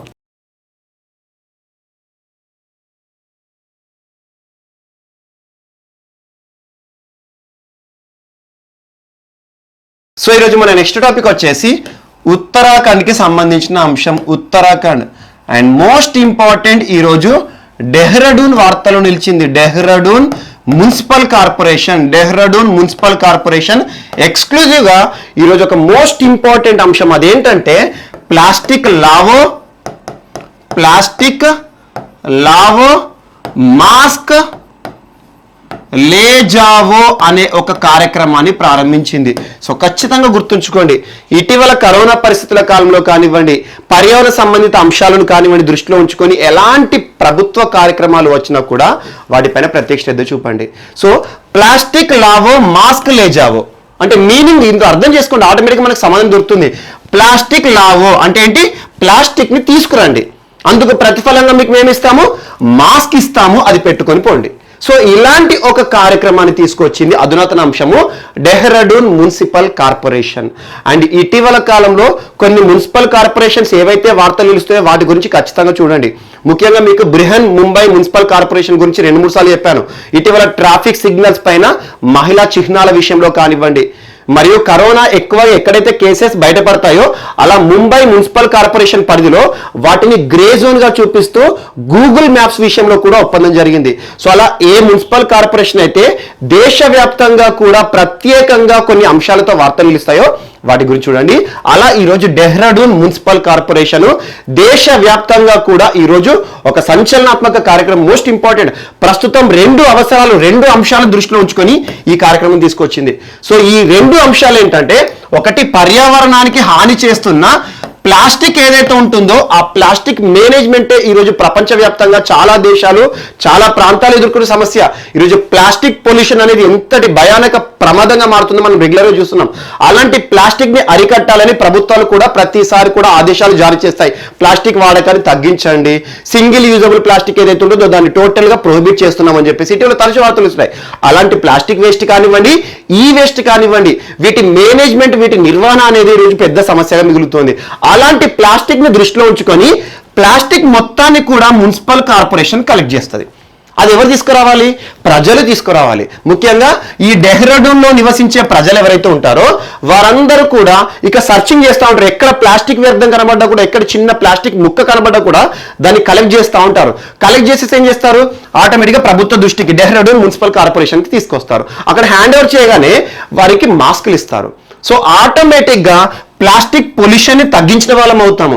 And at the same time ప్రస్తుతం ఉన్న విపత్తు పరిస్థితుల్లో ప్రస్తుతం మాస్క్ యొక్క నెసెసిటీ కానీ మాస్క్ యొక్క ఇంపార్టెన్స్, దాని యొక్క ఆవశ్యకత మనం తరచూ చూస్తున్నాం. మాస్కుల పైన అవగాహన కలుగజేయడానికి కొన్ని రాష్ట్ర ప్రభుత్వాలు ప్రత్యేక ప్రోగ్రామ్స్ తో కూడా వార్తలు నిలుస్తాయి. ఇటీవల కాలం చూసాం మనం Madhya Pradesh one mask many lives అనే ఒక కార్యక్రమం, మాస్కుల పైన అవగాహన, రోకో టోకో కానివ్వండి. ఇటీవల ఒక దేశం బంగ్లాదేశ్ గురించి చెప్పాను, నో మాస్క్ నో సర్వీస్ అనే కార్యక్రమంతో ఇటీవల వార్తలు ఇచ్చింది ఈ వారంలోనే. సో ఇలాంటి మాస్కుల పైన అవగాహన కలుగజేస్తూనే ప్లాస్టిక్ పొల్యూషన్ పైన దృష్టి సారిస్తోంది డెహ్రాడూన్ మున్సిపల్ కార్పొరేషన్. అలా మాస్క్ అనేది ఈరోజు ఖచ్చితంగా ఎసెన్షియల్ ఐటమ్. అలాంటి మాస్క్ ని ధరించడానికి కొంతమంది కొనుక్కుంటా ఉంటాం, మనం అందరం కూడా కొనుక్కుంటాం. కొన్ని రాష్ట్ర ప్రభుత్వాలు, తమిళనాడు లాంటి రాష్ట్ర ప్రభుత్వం ఏంటి రేషన్ తో పాటు డిస్ట్రిబ్యూట్ చేస్తుంది ఫ్రీగా. సో అలాంటి మాస్కులని ఈరోజు ఏం లేదు, చెత్త నుండి మీకు ఒక కలెక్ట్ చేసేసి మాకు ఇస్తే మీకు మాస్క్ మేమే ఇస్తామని చెప్పేసి ప్రభుత్వం ముందుకు వచ్చింది. సో మోస్ట్ ఇంపార్టెంట్ ఇలాంటి అంశాలు ఎక్కడ వార్తలు నిలిచినా వాటి గురించి చూడండి. సో ఇలాంటి ప్లాస్టిక్ కలెక్షన్ ప్రభుత్వం కానివ్వండి లేదా ఏదైనా స్వచ్ఛంద సంస్థలు కలెక్ట్ చేయడం అనేది ఇదే మొదటిసారి అంటే కాదు. ఎగ్జాక్ట్లీ 1 year జూన్ 2019 మీరు గూగుల్లో టైప్ చేయండి, గ్రీన్ స్కూల్ అని కొట్టండి, green school. So green school అని టైప్ చేస్తే మీకు ఒక స్కూల్ వస్తుంది. ఏ రాష్ట్రానికి సంబంధించి అంటే అస్సాం రాష్ట్రంలో ఒక స్కూల్ ఉంది. ఇది ఒక ప్రైవేట్ స్కూల్. ఈ స్కూల్లో ఎవరైతే విద్యార్థులు చదవాలనుకుంటారో, ప్రైవేట్ స్కూల్ అంటున్నారు, ఖచ్చితంగా ఫీ చెల్లించాల్సి ఉంటుంది కదా. ఆ ఫీ చెల్లించే బదులు వారు ప్లాస్టిక్ వేస్ట్ కానీ వాడి పారేసిన పాలిథిన్ కవర్స్ ఉంటాయి కదా, మనం ఇంట్లో చిన్న చిన్న ప్లాస్టిక్ కవర్స్ ఉంటాయి కదా, పాలిథిన్ కవర్స్, ఆ పాలిథిన్ కవర్స్ కానివ్వండి, చిన్న చిన్న ప్లాస్టిక్ ముక్కలు కానివ్వండి, వీటిని ఎవరైతే కలెక్ట్ చేసి తీసుకొస్తారో ఆ విద్యార్థులకు టోటల్ గా ఫీజు రాయితీ అనేది ఉంటుంది. సింపుల్ గా చెప్పాలంటే ఆ స్కూల్లో ఫీజు ఈ ప్లాస్టిక్ వేస్టే. సో ఇలాంటి అవగాహన చిన్నతనంలోనే, చిన్న చిన్న స్కూల్ అంటున్నాను, సో ఈ చిన్నతనంలోనే ప్లాస్టిక్ పైన అవగాహన కల్పించడము, ఎట్ ద సేమ్ టైం పర్యావరణ సంరక్షణలో చిన్నపిల్లలందరినీ కూడా భాగస్వామ్యం చేసే ఒక అద్భుత కార్యం గ్రీన్ స్కూల్లో జరిగింది. అస్సాంకి సంబంధించి లాస్ట్ ఇయర్ దేశవ్యాప్తంగా కూడా చర్చనీయాంశమైంది, ఎగ్జాక్ట్లీ 1.5 year బ్యాక్. సో అలాంటిది ఈరోజు ప్లాస్టిక్ పైన ప్రజలందరికీ అవగాహన తీసుకురావాలి అనే ఉద్దేశంతో ప్లాస్టిక్ లావో, హిందీలో ప్లాస్టిక్ లావో అంటే ఏంటి, ప్లాస్టిక్ తీసుకురండి మాకు ఇవ్వండి, అందుకోసం మీకు రిజల్ట్ గా మీకు ఏమి ఇస్తాం, ప్రతిఫలం ఏమి ఇస్తాము, మాస్క్ ఇస్తాము. ప్రస్తుతం కరోనా పరిస్థితుల్లో మాస్క్ ఇంపార్టెంట్ కాబట్టి దాన్ని పెట్టేసుకొని పోండి. సో ఇలాంటి ఒక అంశం ఉత్తరాఖండ్కి సంబంధించి వార్తలు నిలిచింది. సో ఇలాంటివి ఎక్కడ వార్తలు నిలిచినా కూడా వాటి గురించి చూడండి. నాట్ ఓన్లీ ఇన్ ఇండియా, ప్రపంచంలో ఇలాంటి ప్లాస్టిక్ సంబంధిత కానివ్వండి, ఒక సోషల్ అవేర్నెస్, సామాజిక అవగాహన తీసుకురావడానికి ఎలాంటి కార్యక్రమాలు పర్యావరణ సంబంధిత అంశాలు దృష్టిలో పెట్టుకుంటాయో వాటి గురించి ఖచ్చితంగా చూడండి. అండ్ ఇటీవల కాలంలో ఉత్తరాఖండ్కి సంబంధించి ఇంకొక అంశం చెప్పాను దీనికి లింక్గా, అదేంటంటే ఎలక్ట్రిక్, ముఖ్యంగా విద్యుత్ జనరేషన్ ని కూడా ప్రారంభించింది ఉత్తరాఖండ్ ప్రభుత్వం అధికారికంగా. దేని నుండి, చెత్తను కలెక్ట్ చేసి చెత్త నుండి విద్యుత్ తయారీ విధానంలో ఉత్తరాఖండ్ ఎగ్జాక్ట్లీ 2 months బ్యాక్ వార్తలు నిలిచింది, దాన్ని కూడా మీకు చెప్పాను. సో అలా ఉత్తరాఖండ్ స్టేట్ ఎలక్ట్రిసిటీ బోర్డు ఆ రాష్ట్రంలో ఉండే చెత్త ఉంటుంది కదా, ఆ చెత్తను సేకరించి ఆ చెత్త నుండి కూడా విద్యుత్ని వినియోగం తీసుకురావాలి, విద్యుత్ తయారు చేయాలని చెప్పేసి వార్తలు నిలిచింది. సో ఇలాంటివి ఏవైతే ఉంటాయో, ముఖ్యంగా వేస్ట్ మేనేజ్మెంట్ పైన ఎలాంటి కార్యక్రమాలు చేసినా వేస్ట్ ని ఏ రకంగా ఈరోజు మనకు మరొకసారి యూజ్ అయ్యేలా తీసుకురాం, చెత్త నుండి విద్యుత్ కానివ్వండి, చెత్త నుండి కంపోస్ట్ లాంటి అంశాలు కానివ్వండి, ఎక్కడ కనబడ్డా చూడండి. సో అలాంటిది రోజు ఉత్తరాఖండ్ సంబంధించిన అంశము. అండ్ ఉత్తరాఖండ్ ఇటీవల తరచూ వార్తలు నిలుస్తుంది, పర్యావరణ సంబంధిత అంశాలు కానివ్వండి, మంచు చిరుతల సంరక్షణ కేంద్రం విషయాలు కానివ్వండి. భారతదేశంలో ఉత్తరాఖండ్ రాష్ట్రంలో మొట్టమొదటి రామ్సార్ సైట్ ఇటీవల వార్తలు నిలిచింది, దాని గురించి చెప్పాను జస్ట్ 1 week లోనే. సో ఉత్తరాఖండ్ సంబంధించి ఇటీవల 2వ రాజధాని వచ్చింది, గైర్సైన్ ప్రాంతం కానివ్వండి, బయోడైవర్సిటీ పార్క్ కానివ్వండి. సో ఉత్తరాఖండ్కి సంబంధించి చాలా అంశాల వార్తలు నిలుస్తున్నాయి. అండ్ ఉత్తరాఖండ్ తో నేపాల్ సరిహద్దు పంచుకుంటుంది కాబట్టి ఆ సరిహద్దు గ్రామాల వెంట పర్యాటక రంగంగా అభివృద్ధి చేయడానికి భారత ప్రభుత్వం ఇటీవల హెలిప్యాడ్ల నిర్మాణాన్ని కూడా చేపడుతుంది, దీని గురించి కూడా చెప్పాను. సో ఇవన్నీ చూడండి ఉత్తరాఖండ్ సంబంధించి మోస్ట్ ఇంపార్టెంట్. ప్రస్తుతం ఉత్తరాఖండ్ రాష్ట్ర ముఖ్యమంత్రి త్రివేంద్ర సింగ్ రావత్ గారు, so most important. And next ఈరోజు ఢిల్లీకి సంబంధించి, సో పర్యావరణ సంబంధిత అంశం చెప్పాను కదా, ఢిల్లీకి సంబంధించి ఇక్కడే యాడ్ చేసుకోండి. ఢిల్లీ పర్యావరణ శాఖ మంత్రి గోపాల్ రాయ్ గారు, తన పేరు ఇప్పటికీ ఇది 3rd time నేను ప్రొనౌన్స్ చేయడం, గోపాల్ రాయ్ గారు. లాస్ట్ వీక్ లో ఒకసారి చెప్పాను, అంతకుముందు ఒకసారి చెప్పాను. ఢిల్లీ పర్యావరణ శాఖ మంత్రి గోపాల్ రాయ్ గారు ఈరోజు ప్రభుత్వానికి సంబంధించి ఒక సమాచారాన్ని ప్రజలకు ఆదేశాలు జారీ చేశారు. రానున్న దీపావళి ఏదైతే ఉంటుందో, దీపావళిని దృష్టిలో ఉంచుకొని ఢిల్లీ పరిసర ప్రాంతంలో నివసించే ప్రజలు ఎవరు టపాసులు లేదా బాంబులు కాల్చిన లేదా టపాసులు ఈ క్రాకర్స్ ని అమ్మిన వారైనా కూడా అమ్మడము, వాటిని కొనడము, కొంటే ఆటోమేటిక్గా అంటే కాల్చడానికే కదా. సో అలా అమ్మేవారైనా వీటిని వినియోగించేవారైనా వారిపైన ₹1,00,000 జరిమానా వేస్తామని చెప్పేసి ఈరోజు ఆర్డర్ కూడా పాస్ చేశారు. మోస్ట్ ఇంపార్టెంట్ ఢిల్లీ అంటున్నాను. ఢిల్లీ అనగానే తరచూ వార్త నిలుస్తుంది. మరొకసారి చెప్తున్నాను, పర్యావరణ సంబంధిత అంశాల విషయంలో అలాంటి ఢిల్లీ ఎదుర్కొంటున్న పర్యావరణ సమస్య ఈ రోజు కూడా చూడండి, ఈనాడు పేపర్లో మొత్తం ఢిల్లీలో కూడా మొత్తం పొగమంచు ప్లస్ దాంతో పాటు మొత్తం దుమ్ము, ధూళి కణాలు అవన్నీ కూడా ఇమేజ్ ఇచ్చారు ఈనాడు పేపర్లో. సో ఇలాంటి ఢిల్లీలో పర్యావరణ సంబంధిత అంశాలను దృష్టిలో ఉంచుకొని ప్రభుత్వం ఏదో ఒక కార్యక్రమంతో తరచు వార్తలకు వస్తుంది. అలాంటి ఢిల్లీలో ఇటీవల యుద్ధ ప్రదర్శనకే విరుద్ధ green Delhi app, electric vehicle policy కానివ్వండి, ఇటీవల గాడి రెడ్ లైట్ ఆన్ గాడి ఆఫ్ కార్యక్రమం కానివ్వండి, మరియు ఢిల్లీ మరియు పరిసర ప్రాంతాలు ఉంటాయి కదా, ఆ పరిసర ప్రాంతాలన్నింటినీ కూడా ముఖ్యంగా పంజాబ్, హర్యానా, రాజస్థాన్, యూపీ ఈ 4 రాష్ట్రాలు ఏవైతే ఉంటాయో ఢిల్లీ చుట్టుపక్కల, ఈ ఢిల్లీ చుట్టుపక్కల ఉండే రైతులు, ఈ రాష్ట్రాల్లో నివసించే రైతులు పంట పండించిన తర్వాత క్రాప్ రెసిడీస్ గురించి తరచు మీకు చెప్తున్నాను, ప్యాడిస్టాల్ పంట చెత్త కాల్చివేయడం ద్వారా ఢిల్లీ మొత్తం కూడా కాలుష్య ఒక మండలంగా తయారవుతుంది. అలాంటి దానిపైన అధ్యయనం చేయాలని చెప్పేసి ఒక జాతీయ కమిషన్ కూడా ఏర్పాటు చేసింది భారత ప్రభుత్వం. నేను చెప్పాను ఇటీవల జస్ట్ 3 days బ్యాక్ భారత ప్రభుత్వం రాష్ట్రపతి గారు ఒక ఆర్డినెన్స్ ని జారీ చేశారు. ఆర్డినెన్స్, ఆ ఆర్డినెన్స్ యొక్క ఉద్దేశం ఏంటి? ఒక కమిషన్ ఫర్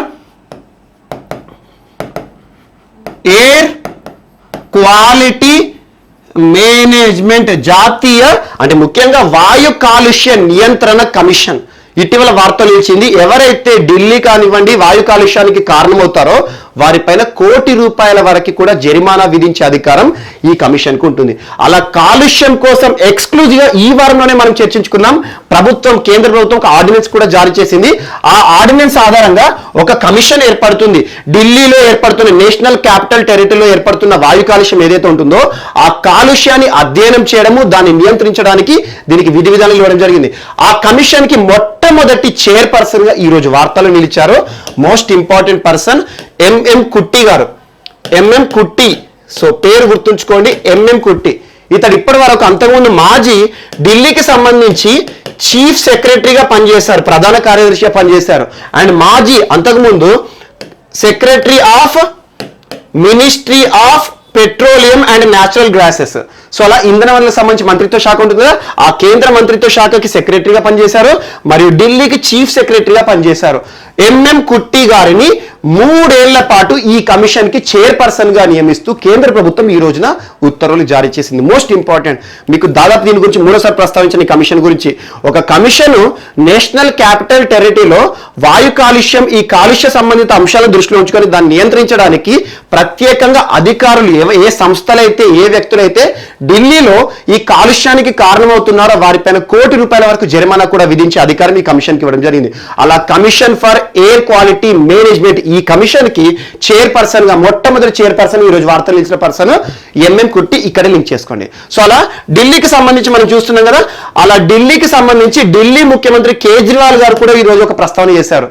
ఢిల్లీలో ఇప్పటి వరకు లాస్ట్ వీక్ చెప్పారు, ఏదైతే దీపావళి ఉంటుందో ఆ దీపావళికి సంబంధించి ఎవరు కూడా క్రాకర్స్ కాల్చకండి, కాలిస్తే గ్రీన్ క్రాకర్స్ వాడండి అని చెప్పారు. కానీ ఈ రోజు ఏం చెప్పారంటే గ్రీన్ క్రాకర్స్ లేవు, ఏ క్రాకర్స్ లేవు.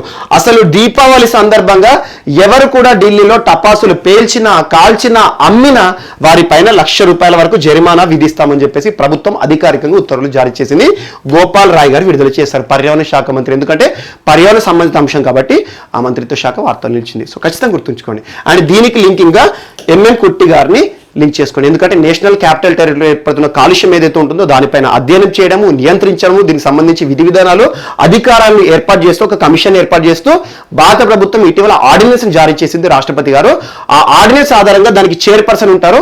ఆ చైర్పర్సన్ ఈ రోజున ఎంఎం కుట్టి గారు. తన కింద 6 సభ్యులు కానివ్వండి, వీరందరూ ఉంటారు. తన యొక్క పదవీ కాలం ఏంటంటే 3 సంవత్సరాలు లేదా 70 సంవత్సరాలు, ఏది ఎర్లీగా అయితే అప్పటి వరకు. 70 సంవత్సరాలు తనకు వయసు 70 సంవత్సరాలు, లేదా పదవీ కాలం అయితేనేమో 3 సంవత్సరాలు. సో అలా డైరెక్ట్ ఎంఎం కుట్టి అని గుర్తుంచుకోండి. తన గురించి ఎగ్జామ్లో బిట్ డైరెక్ట్ వస్తుంది ఈసారి రానున్న ఎగ్జామ్, ఎందుకంటే పర్యావరణ సంబంధిత అంశం కాబట్టి.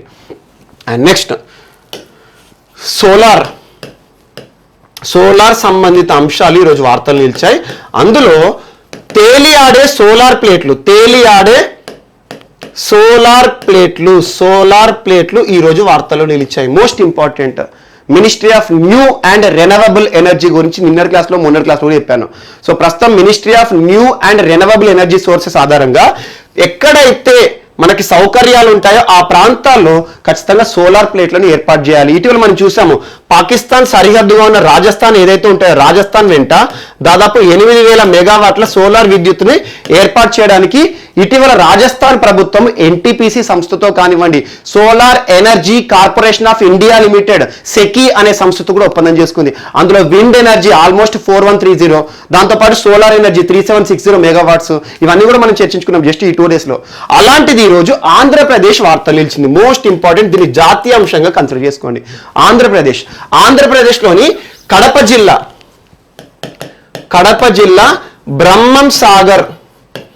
బ్రహ్మం సాగర్ రిజర్వాయర్ పైన ఆ వాటర్ ఉంటుంది కదా, ఆ రిజర్వాయర్ పైన దాదాపు 250 మెగావాట్ల సోలార్ విద్యుత్ని ఉత్పత్తి చేయాలని చెప్పేసి ప్రణాళికలు చేస్తున్నారు. Most important. సో అలా ఇటీవల తేలియాడే సోలార్ ప్లేట్ అని మీకు చూడండి, వాటర్ పైన తేలియాడుతున్నాయి. కామన్ సోలార్ ప్లేట్ అంటే మనకి రూఫ్ టాప్ గురించి చూస్తాము, ఇంటి పైకప్పుల పైన వేయడం కానివ్వండి. ఇటీవల సోలార్ వాహనాలను కూడా చూస్తున్నాం. సోలార్ వాహనాలు అంటే పైన ఏదో ఒక రకంగా సోలార్ ప్లేట్ ని బిగిస్తారు. మరియు దాంతో పాటు ఇటీవల canal based solar plates. Canal based అంటే ఈ రోజు చాలా వరకు ఒక పెద్ద రిజర్వ్ నుండి ఇంకొక ప్రాంతానికి వాటర్ పోవాలంటే మనం కాలువలు తవ్వుతారు కదా, ఆ కాలువల పైన కూడా సోలార్ ప్లేట్స్. ఇలాంటి అంశాలు చూస్తాం. గుజరాత్ లో ఎక్కువగా ఉంటాయి ఇలాంటి. అండ్ ఈ రోజున రిజర్వాయర్లు, ఈ నీరు ఎక్కడైతే ఉంటుందో ఆ నీటి పైన కూడా తేలియాడే సోలార్ ప్లేట్స్ ని తయారు చేసేసి దాన్ని ఈరోజు వినియోగంలోకి తీసుకురావాలి. దాని ద్వారా కూడా విద్యుత్ని ఉపయోగించుకోవాలి. ఎందుకంటే ఈరోజు సోలార్ విద్యుత్కి కావాల్సింది సూర్యరశ్మి ఎక్కువగా పడే చోటు.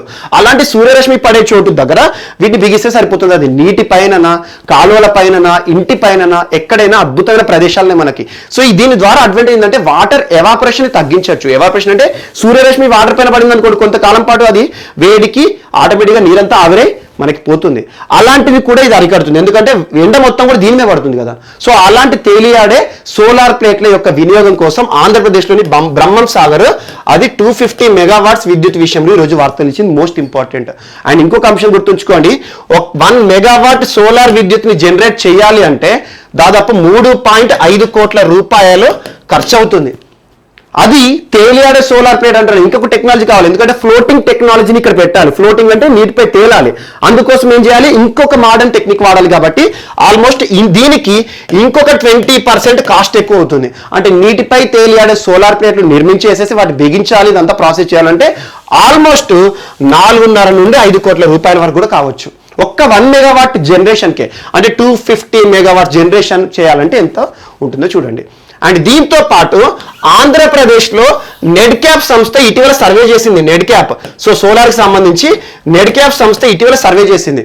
అందులో కడప, కర్నూలు, అనంతపురం, ప్రకాశం ఈ 4 జిల్లాల్లో కూడా ఈ సోలార్ ప్లేట్లను బిగించడానికి అనువైన ప్రదేశాలు ఉన్నాయి అని చెప్పేసి ఒక సర్వే రిపోర్ట్ ఇవ్వడం జరిగింది. దాదాపు 17,800 మెగావాట్ల సోలార్ విద్యుత్పత్తిని ఈ 4 జిల్లాల నుండి ఏర్పాటు చేయొచ్చు తేలియాడే సోలార్ ప్లేట్ ద్వారా అన్నారు. సో దానితో పాటు 35,000 ఎకరాల స్థలం కూడా కనుగొనబడింది. ఏ సంస్థ ద్వారా, నెడ్క్యాప్ చేసిన సర్వే ద్వారా ఈ 4 జిల్లాల్లో కూడా అధ్యయనం జరుగుతుంది.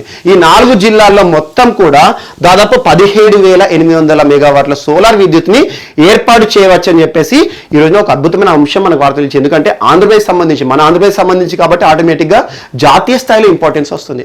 అందులో కొన్ని ప్రాంతాలు కూడా చెప్పారు.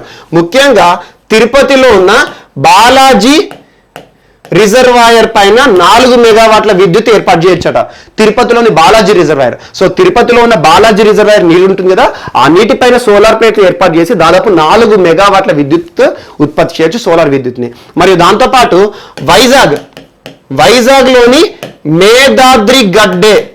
మేదాద్రిగడ్డ రిజర్వాయర్ నుండి దాదాపు 3 మెగావాట్ల విద్యుత్ సోలార్ విద్యుత్ని ఉత్పత్తి చేయొచ్చు. అలా కొన్ని ప్రాంతాలు కూడా కన్సిడర్ చేశారు. సో ఈ రకంగా ఆంధ్రప్రదేశ్ ఈరోజు సోలార్ సంబంధిత అంశంతో వార్తలు ఇచ్చింది. దీన్ని కూడా పర్యావరణ సంబంధిత అంశానికి యాడ్ చేసుకోండి. So most important regional issue and national importance.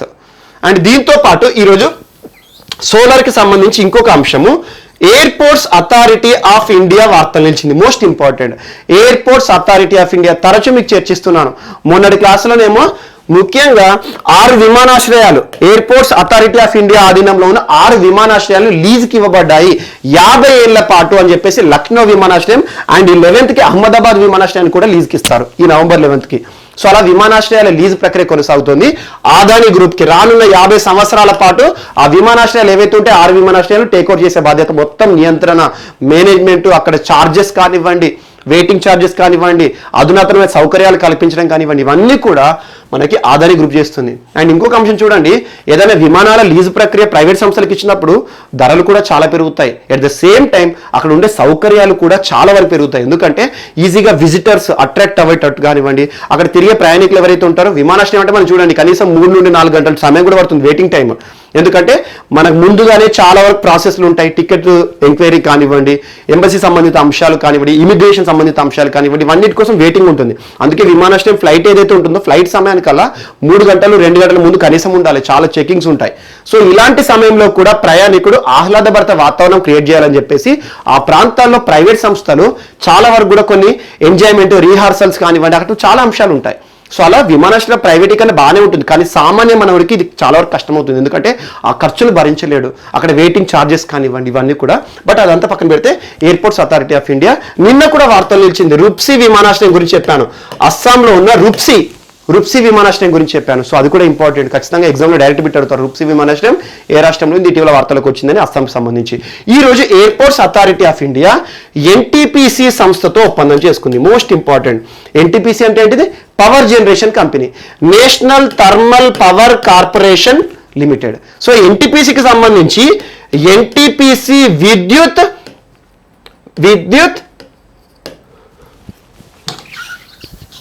NTPC విద్యుత్ వ్యాపార్ నిగమ్ లిమిటెడ్, ఎన్టీపీసీ విద్యుత్ వ్యాపార్ నిగమ్ లిమిటెడ్, ఎన్టీపీసీ అనుబంధ సంస్థ.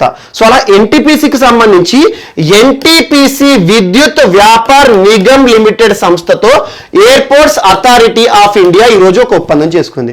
ఆ ఒప్పందం యొక్క సారాంశం ఏంటంటే, ఈ రోజు భారతదేశంలో ఉన్న ఎయిర్పోర్ట్స్ ఉంటాయి కదా, ఎయిర్పోర్ట్స్ అథారిటీ ఆఫ్ ఇండియా ఆధ్వర్యంలో ఉండే ఎయిర్పోర్ట్స్ ఏవైతే ఉంటాయో, ఇందాక లీజ్ ప్రక్రియ కదా అదానీ గ్రూప్, అవి కాకుండా వీటి నియంత్రణలో పనిచేస్తున్న విమానాశ్రయాలు ఏవైతే ఉంటాయో ఆ విమానాశ్రయాలన్నింటిలో కూడా ఖాళీ ప్రదేశాలు ఉంటాయి కదా, ఆ ఖాళీ ప్రదేశాలలో సోలార్ విద్యుత్ ఏర్పాటుకు సంబంధించి ఈ సంస్థ కార్యకలాపాలు చేస్తుంది. సో ఎన్టీపీసీ విద్యుత్ వ్యాపార్ నిగమ్ లిమిటెడ్ సంస్థ, ఖచ్చితంగా గుర్తుంచుకోండి, ఎన్టీపీసీ విద్యుత్ వ్యాపార్ నిగమ్ లిమిటెడ్. దేనికి సంబంధించి? ఎన్టీపీసీ సంస్థకి అనుబంధ సంస్థ, ముఖ్యంగా పవర్ జనరేషన్ సంబంధించి సోలార్ విద్యుత్ గురించి టేక్ ఓవర్ చేస్తుంది. సో అలా ఎయిర్పోర్ట్స్ అథారిటీ ఆఫ్ ఇండియా ఆధ్వర్యంలో పనిచేస్తున్న విమానాశ్రయాలు ఏవైతుంటే, విమానాశ్రయంలో చాలా ఓపెన్ ప్లేస్ ఉంటుంది, ఆ రన్వే పక్కన కానివ్వండి చాలా వరకు ఉంటుంది, కొన్ని వేల ఎకరాల స్థలాలు కూడా ఉంటాయి. అలాంటి విమానాశ్రయాల్లో ఈ రోజున సోలార్ ప్లేట్స్ ఏర్పాటు చేసేసి సోలార్ విద్యుత్ని ఉత్పత్తి చేయాలి. మరి అట్ ద సేమ్ టైం ఆ విమానాశ్రయాల్లో పనిచేసే వెహికల్స్ ఉంటాయి కదా, 4 వీలర్స్ ఉంటాయి కదా, ఆ 4 వీలర్స్ కానివ్వండి, బస్సెస్ కానివ్వండి, వీటన్నిటిని కూడా ఎలక్ట్రిక్ వాహనాల విద్యుత్తు లేదా ఎలక్ట్రిక్ వాహనాల ఆధారంగా పనిచేసే వాటిని తీసుకొస్తాము. అంటే ఎలక్ట్రిక్ వెహికల్స్ యొక్క ఇంపార్టెన్స్ ఈ రోజున పెరుగుతోంది. ఎలక్ట్రిక్ వెహికల్స్ ఇంపార్టెన్స్ మనం ఎందుకు పర్యావరణ సంబంధిత అంశాలు దృష్టిలో ఉంచుకొని అలాంటి ఎలక్ట్రిక్ వెహికల్స్ వినియోగం మాత్రమే తీసుకొస్తాము. మరియు సోలార్ విద్యుత్ ఏదైతే జనరేట్ అవుతుందో ఇక్కడ ఈ విమానాశ్రయాల్లో, ఆ విమానాశ్రయంలో జనరేట్ అయిన సోలార్ విద్యుత్ నుండి ఆ విమానాశ్రయానికి కావాల్సిన విద్యుత్ సౌకర్యాలు కూడా తీరుస్తామని చెప్పేసి ఒక అంశంతో airports authority of India limited వారు వార్తలు నిలిచారు. సో మోస్ట్ ఇంపార్టెంట్, ఇది ఒకటి కూడా గుర్తుంచుకోండి. ఇటీవల పుదుచ్చేరి విమానాశ్రయం వార్తలు నిలిచింది.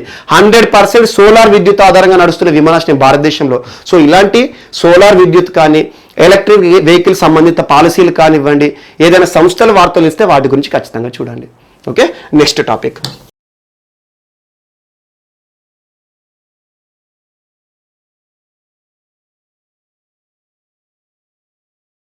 సో ఈరోజు మన నెక్స్ట్ టాపిక్ వచ్చేసి కేరళ రాష్ట్రానికి సంబంధించిన అంశము. ఈరోజు తిరువనంతపురంలో ఉన్న ఒక ఏనుగుల సంరక్షణ కేంద్రం వార్తలు నిలిచింది. అండ్ ఎగ్జామినేషన్ పాయింట్ ఆఫ్ వ్యూలో మరొకసారి గుర్తు చేస్తున్నాను, వన్యప్రాణి సంరక్షణ చట్టాలు కానివ్వండి లేదా వన్యప్రాణి సంరక్షణ కేంద్రాలైన నేషనల్ పార్క్స్, నేషనల్ జూస్ ఉంటాయి కదా, వీటికి సంబంధించి ఎలాంటి అంశమైనా కూడా చూడండి. ఎగ్జామ్స్లో తరచూ వీటికి సంబంధించిన ప్రశ్నలు అడుగుతున్నాడు.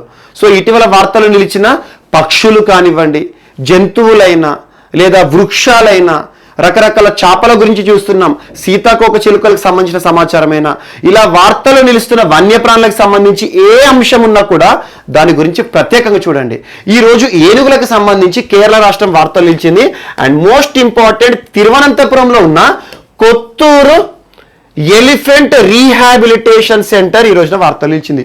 Kotturu elephant rehabilitation centre.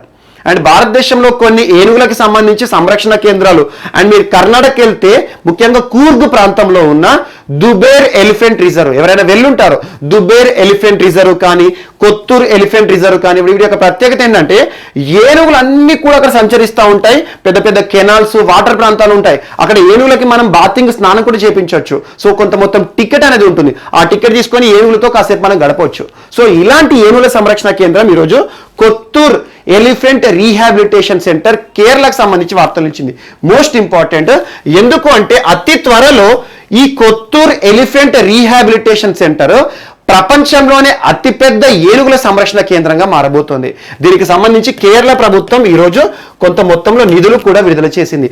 108 కోట్ల రూపాయలు Kothur elephant cure and care centre గా మార్చబోతోంది. అంటే ఏనుగులకు సంబంధించి వీటి సంరక్షణ కానివ్వండి, వీరికి వైద్య సదుపాయాలు కల్పించడం కానివ్వండి, ఇవన్నీ కూడా చేపట్టాలనే ఉద్దేశంతో ఈరోజు కొత్తూర్ ఎలిఫెంట్ రిజర్వ్ అని ఆ ప్రాంతం ఏదైతే ఉంటుందో ఏనుగుల సంరక్షణ ప్రాంతం అదంతా కూడా మరింత అభివృద్ధి చేసి ప్రపంచంలోనే అతిపెద్ద ఏనుగుల సంరక్షణ కేంద్రంగా మన కేరళ వార్తలు వెళ్ళబోతోంది.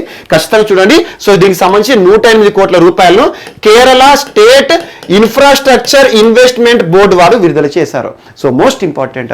సో డైరెక్ట్ దీని గురించి ఏ రకంగా ఉంది, దాని విస్తీర్ణం ఎంత అని అడిగారు. సో ఇటీవల వార్తలు నిలిచిన కొత్తూర్ ఎలిఫెంట్ రీహాబిలిటేషన్ సెంటర్ లేదా Kottur elephant care and cure centre ఏ రాష్ట్రంలో ఉంది అంటారు. సో ఇది కేరళ రాష్ట్రానికి సంబంధించి. అంతకుముందు దుబేర్ ఎలిఫెంట్ రిజర్వ్ గురించి అడిగారు, కర్ణాటక రాష్ట్రానికి సంబంధించి. సో కూర్గ్లో ఉంటుంది. సో సేమ్ అలాగే ఉంటుంది. రెండు కూడా దాదాపు సిమిలర్గా ఉంటాయి, కానీ ఇది ఇంకా చాలా పెద్దది. అండ్ ఇటీవల కేరళకి సంబంధించి చాలా అంశాలు వార్తలు వస్తున్నాయి. ఏనుగులకు సంబంధించి కూడా చూడండి. ఇటీవల పైనాపిల్ తినేసేసి ఒక ఏనుగు మరణించడం కానివ్వండి, కొంతమంది కేరళకు సంబంధించి కొంతమంది యువకులు ఉంటారు కదా, వారు పైనాపిల్ లోపల బాంబు పెట్టి దానికి ఇవ్వడం, కొన్ని రోజుల పాటు నదిలో ఉంటూ అది చనిపోవడం కానివ్వండి, చాలా వరకు దేశవ్యాప్తంగా కూడా సంచలనమైన ఒక అంశంగా మారింది. సో అలా వన్యప్రాణులకు సంబంధించి ఏ అంశం వార్తలు ఇచ్చినా చూడండి. అండ్ ఇటీవల కేరళకు సంబంధించి సోలార్ ట్రైన్, భారతదేశంలోనే మొట్టమొదటి సోలార్ ట్రైన్తో వార్తలు నిలిచింది. మరి విద్యా వ్యవస్థకు సంబంధించి పబ్లిక్ సెక్టార్ ఎడ్యుకేషన్ ని టోటల్ గా డిజిటలైజ్ చేసింది. మరియు నమత్ బసై అనే పేరుతో ట్రైబల్ పీపుల్ ఉంటారు కదా, గిరిజనుల కోసం వారి భాషలోనే విద్యను అందిస్తుంది. ఫస్ట్ బెల్, కైట్ విక్టర్స్, మరియు దీంతో పాటు కేరళ రాష్ట్రానికి సంబంధించి ఏవి వార్తలు ఇచ్చినా కూడా వాటి గురించి అన్ని లింక్ చేసుకోండి. సో ఈరోజు కేరళకి సంబంధించి మోస్ట్ ఇంపార్టెంట్. అండ్ ఇంకొక అంశం పక్షులకి సంబంధించి ఈరోజు ఒక అంశం వార్తలు ఇచ్చింది. Amur falcons almost 2 months back దీని గురించి నేను చర్చించాను. అమూర్ ఫాల్కన్స్ యాక్చువల్గా ఇవి ఒక మైగ్రేటరీ బర్డ్స్ అంటే ఏంటి, వలస పక్షులు. మనుషుల్లో కూడా ఎవరైనా ఒక ప్రాంతంలో ఒక ప్రాంతానికి వెళ్తే వలస పక్షి అని కంపేర్ చేస్తారు. వలస పక్షులు అంటే ఏంటంటే మన ఒక ప్రాంతంలో నిశ్చలంగా ఉండవు, ఒక దేశం నుండి ఒక దేశానికి, ఒక ఖండం నుండి ఒక ఖండానికి వెళ్తాయి. అలా పక్షుల్లో చాలా ఉంటాయి. స్విఫ్ట్ ప్రత్యేకత ఉంటుంది. స్విఫ్ట్ అంటే fastest moving bird in the world అని. మరియు దాంతో పాటు పక్షులకి సంబంధించి ఆర్కిటెక్చర్ స్పెషాలిటీ ఏంటని, మరియు సైబీరియన్ బర్డ్స్ అంటాము చాలా వరకు కూడా. సో అలా పక్షులకి సంబంధించి తరచూ ఏదో ఒకటి, అస్సాం సంబంధించి ఇటీవల ఒకటి వార్తలు వచ్చింది. అస్సాంలోని జటింగా అనే ప్రాంతం ఉంటుంది, దాన్ని మాస్ సూసైడల్ బర్డ్ స్పాట్ అంటారు. అంటే పక్షులు ఆత్మహత్య చేసుకునే ప్రదేశం అన్నట్టు. పక్షులు ఆత్మహత్య చేసుకోవు, కాకపోతే అక్కడ ఉండే కొండ ప్రాంతం ఏదైతే ఉంటుందో దానికి కంటిన్యూగా పక్షులు వచ్చేసి గుద్దుకొని చనిపోతాయి. సో అలాంటి పక్షులకు సంబంధించి వార్తలు ఇస్తే ఏదో చూడండి. ఈ రోజు మరొక అంశం పక్షులకు సంబంధించి వార్తలు ఇచ్చింది, అమూర్ ఫాల్కన్స్. అండ్ ఇటీవల సైబీరియా పక్షులకు సంబంధించి ఒక అంశాన్ని చెప్పాను జస్ట్ ఒక 20 days బ్యాక్. రాజస్థాన్ రాష్ట్ర ప్రభుత్వము ముఖ్యంగా సాంబార్ లేక్ ప్రాంతంలో పక్షుల కోసము ఆర్టిఫిషియల్గా కృత్రిమంగా పక్షి గూళ్ళను నిర్మిస్తోంది. సో ఎందుకంటే అక్కడ అన్ని పక్షులు వచ్చేసి వలస పక్షులు ఏవైతే సైబీరియా నుండి వస్తున్నాయో అవన్నీ కూడా అక్కడ చనిపోతున్నాయి. ఇప్పుడు వలస పక్షుల సమయం, దీన్ని దృష్టిలో ఉంచుకొని ప్రభుత్వమే కృత్రిమ గూళ్ళను నిర్మిస్తోంది, వాటిని కాపాడాలని చెప్పేసి. ఆ అంశం గురించి 15-20 days బ్యాక్ చెప్పాను. ఈరోజు అమూర్ ఫాల్కన్స్ ను కూడా సంరక్షించాలి అని చెప్పేసి నాగాలాండ్ రాష్ట్ర ప్రభుత్వం ముందుకొచ్చింది. దీంతో పాటు త్రిపుర కూడా.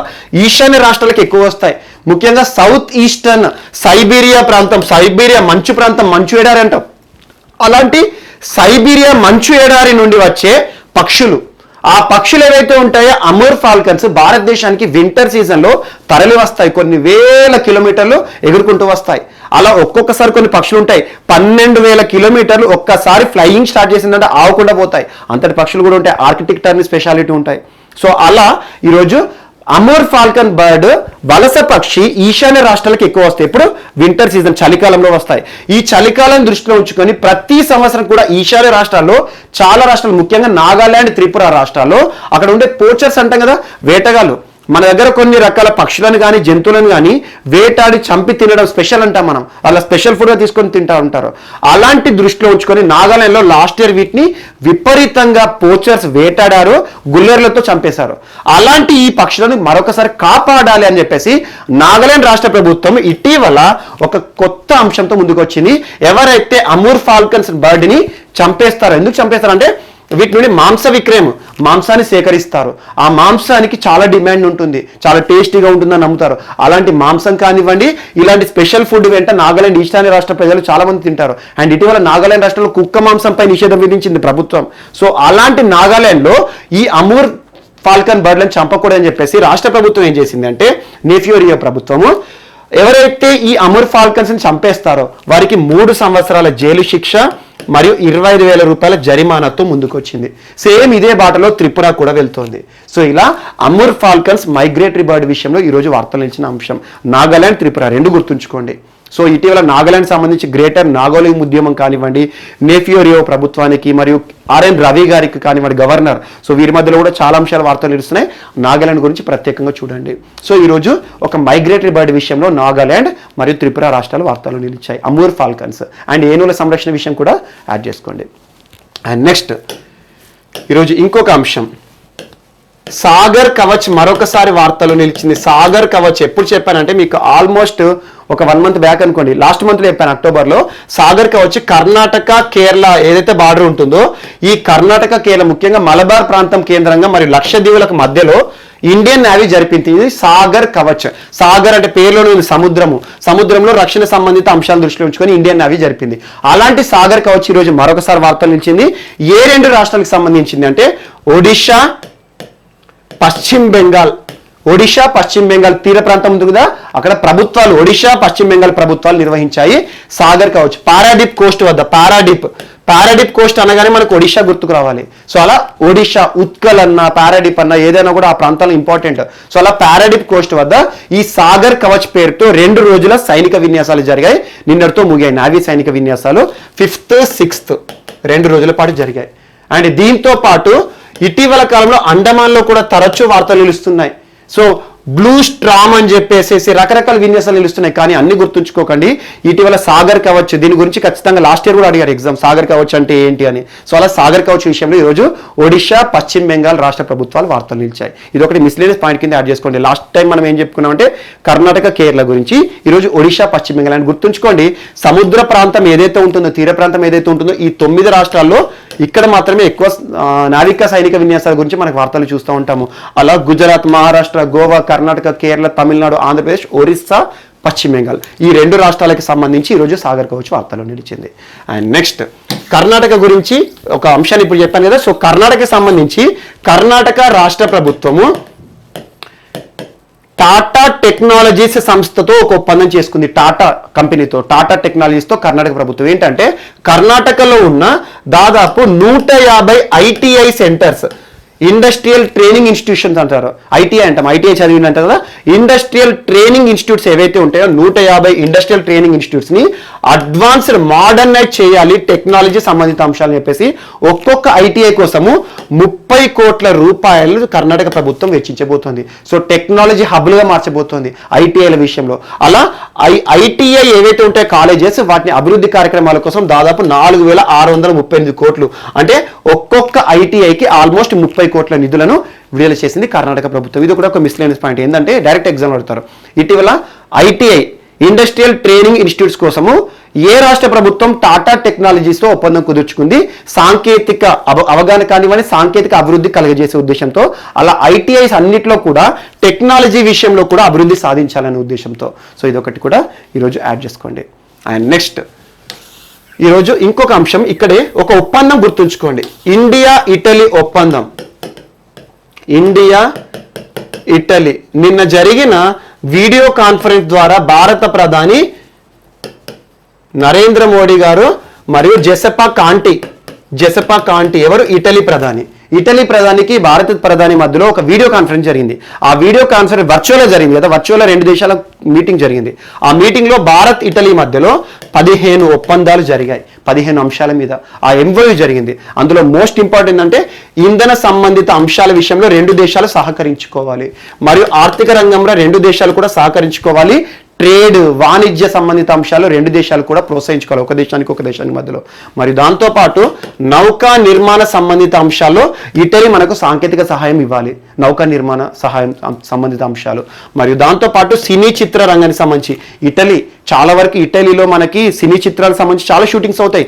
బాలీవుడ్ సినిమాలు కానివ్వండి, తెలుగు సినిమాలు కానివ్వండి, తెలుగులో కూడా చాలా సినిమాలు, మనకి దూకుడు సినిమా మొత్తం ఇటలీలో ఎక్కువైతుంది. సో అలాంటి ఇటలీకి సంబంధించి, టర్కీ కానివ్వండి, ఇవి ఎక్కువగా షూటింగ్ స్పాట్స్. సో అలా ఇటలీకి సంబంధించి కొన్ని రంగాల్లో ఈరోజు ఒప్పందం వార్తలు నిలిచింది. ఒకటి మనకు ఇంధన సంబంధిత అంశాలు, 2 ఆర్థిక పరమైన అంశాలు, మరియు సైన్స్ అండ్ టెక్నాలజీ, శాస్త్ర సాంకేతిక అభివృద్ధి కార్యక్రమాలు 2 దేశాల మధ్యలో కూడా ప్రోత్సాహం ఉండాలి అని చెప్పేసి. సో అలా 15 ఒప్పందాలను గుర్తుంచుకోండి, ఇది ఒకటి కూడా యాడ్ చేసుకోండి. అండ్ శాస్త్ర సాంకేతిక అనగానే ఈరోజు PSLV C49 ప్రయోగం జరగబోతుంది 3 గంటలకి. సో జరిగిన తర్వాత దానిలో ఏమేమి అంశాలు, ఏ రకంగా దానికి విజయం సాధించింది, సో ఏ రకంగా లక్ష్యానికి పోతుంది అని చెప్పేసి రేపటి క్లాస్లో మనం చూద్దాము. అది కూడా ఇంపార్టెంట్, ఈరోజు జరగబోతుంది నెల్లూరు శ్రీహరికోట నుండి. అండ్ గుర్తుంచుకోండి, DRDO అనగానే మనకు defence research development organisation, Odisha Balasore ప్రాంతం, అబ్దుల్ కలాం వీలరైన తరచుతాం. సో ఈ రోజు చాలా రోజుల తర్వాత ఇస్రో మరొకసారి ఒక రాకెట్ లాంచింగ్ ప్రయోగంతో వార్తలు నిలుస్తుంది. అందులో ఏమేమి శాటిలైట్స్, ఏమేమి పేలోడ్స్ పంపారు అవన్నీ కూడా మనం చూద్దాం. సో ఈ రోజు 3 గంటల 3 నిమిషాలకేమో ప్రయోగం ఉంది, అది ఒకసారి చూడాలి. అండ్ నెక్స్ట్ ఈరోజు తెలంగాణకి సంబంధించి ఒక అంశం, double decker bus. So Telangana ప్రభుత్వం ఇటీవల ఈ వెహికల్ మ్యానుఫ్యాక్చరింగ్ పాలసీ తీసుకొచ్చింది. అంటే ఎలక్ట్రిక్ వాహనాల తయారీకి సంబంధించి ప్రత్యేక విధానం తీసుకొచ్చింది, పర్యావరణ సంబంధిత అంశాలను దృష్టిలో ఉంచుకొని. దానికి సంబంధించి రానున్న 3 సంవత్సరాలలో దాదాపు 600 ఎలక్ట్రిక్ వెహికల్స్ ఛార్జింగ్ స్టేషన్స్ని ఏర్పాటు చేస్తామని చెప్పి తెలంగాణ ప్రభుత్వం, ముఖ్యంగా తెలంగాణ రాష్ట్ర IT మరియు పరిశ్రమ శాఖ మంత్రి కేటీఆర్ గారు ప్రస్తావించారు. సో ఈ రోజు కేటీఆర్ గారు రాష్ట్ర మంత్రి మరొక అంశంతో కూడా ముందుకు వచ్చారు. ఒకప్పుడు హైదరాబాద్ అనగానే ప్రతి ఒక్కరు కూడా గుర్తుకొచ్చేవి double decker bus. Double decker అంటే ఒక బస్సు మీద బస్సు ఉంటుంది అన్నట్టు. సో అలాంటి డబల్ డెక్కర్ బస్సుకి చాలా మంది హైదరాబాద్ రాగానే ఎంత కార్లో హైదరాబాద్కి వచ్చినా కూడా డబల్ డెక్కర్ బస్సులో ఎక్కి పర్యటించేవారు. వాళ్ళు ఒక ఆహ్లాదభరితమైన వాతావరణాన్ని క్రియేట్ చేస్తుందని చెప్పేసి చాలా వరకు మన చరిత్రలో ఉంటుంది డబల్ డెక్కర్ బస్సు. కానీ గడిచిన దశాబ్దంగా డబల్ డెక్కర్ బస్సెస్ అసలు ఎలాంటి కారణం లేకుండా కనుమరుగైపోయినాయి. హైదరాబాద్ అంటేనే గుర్తుకొచ్చే డబల్ డెక్కర్ బస్సు ఆ ట్యాంక్ బండ్ పైన ఎప్పుడు తరచూ రద్దీ ప్రాంతాల్లో ఉండేవి. అలాంటి డబల్ డెక్కర్ బస్సు అసలు ఉన్నట్టుండిగా ఎందుకు బంద్ అయిపోయాయి? సో మళ్ళీ తెలంగాణ రాష్ట్ర ప్రభుత్వం ఈ డబల్ డెక్కర్ బస్సులకు సంబంధించి మరొకసారి తీసుకురాబోతుంది అని చెప్పేసి ఈరోజు ఒక అంశం. దీనికి సంబంధించి రవాణా శాఖ మంత్రి పువ్వాడ అజయ్ కుమార్ గారికి డబల్ డెక్కర్ బస్సు ఏవైతే ఉంటాయో వాటిని RTC, రోడ్ ట్రాన్స్పోర్ట్ కార్పొరేషన్ ఏదైతే ఉందో RTC పరిధిలో దీనికి సంబంధించి విధి విధాలను రూపొందించండి, త్వరలో తెలంగాణలో డబల్ డెక్కర్ బస్సులను తీసుకురండి అని చెప్పేసి ఒక అంశం చెప్పారు. అండ్ గుర్తుంచుకోండి, డబల్ డెక్కర్ బస్సుతో మనకు ఇంకొక అంశం కూడా మనం ముడిపెట్టవచ్చు, పర్యావరణ సంబంధిత అంశం. ఈరోజు చూడండి, ఈ బస్సులో ప్రయాణించే జనాభాలో ఎవరైతే ఉంటారో 2 బస్సుల్లో ప్రయాణించే జనాలు ఒకే బస్సులో ప్రయాణిస్తారు. ఆటోమేటిక్గా ప్రజా రవాణా 2 బస్సులు పోవడానికి ఏదైతే కాలుష్య ఉద్గారాలు వెలువడతాయో ఒకే బస్సు నుండి వస్తాయి. సో కాలుష్య ఉద్గారాలను కూడా తగ్గించిన వారం అవుతాం. సో ఎన్విరాన్మెంటల్ ఇంపాక్ట్ పరంగా చూసినా కూడా డబుల్ డెక్కర్ బస్సెస్కి చాలా ఇంపార్టెంట్. కానీ కొంతవరకు ప్రమాదాలు ఉంటాయి. ఎందుకంటే డబుల్ డెక్కర్ బస్సులో బ్యాలెన్సింగ్ కంట్రోల్ అవ్వకపోవడం కానివ్వండి, ఎక్కువ మంది ఎక్కినప్పుడు అది పడిపోవడం కానివ్వండి, చాలా వరకు ఉండే కొన్ని సమస్యలు ఉండే. కానీ పర్యావరణ సంబంధిత అంశాలు మాత్రం డబల్ డెక్కర్ బస్సులు కానివ్వండి, బస్ ర్యాపిడ్ ట్రాన్సిట్ సిస్టమ్, ఇటీవల గుజరాత్ గురించి చెప్పాను, ప్రత్యేకంగా కారిడార్, భారతదేశంలోనే అతిపెద్ద బస్సు ర్యాపిడ్ ట్రాన్సిట్ సిస్టమ్ విషయంలో గుజరాత్ నెంబర్ 1 అని చెప్పాను. అలా బస్సుల కోసమే ప్రత్యేక రహదారి ఏర్పాటు చేయడం. సో ఇలాంటి బస్సులకు సంబంధించి ఈరోజు తెలంగాణలో డబల్ డెక్కర్ బస్సులను అతి త్వరలో మనం చూడబోతున్నాం. ఈ అంశం మాత్రం యాక్యురేట్గా చెప్పడం జరిగింది. ఇది ఒకటి కూడా ఈరోజు వార్తలు నిలిచింది. సో నెక్స్ట్ టాపిక్,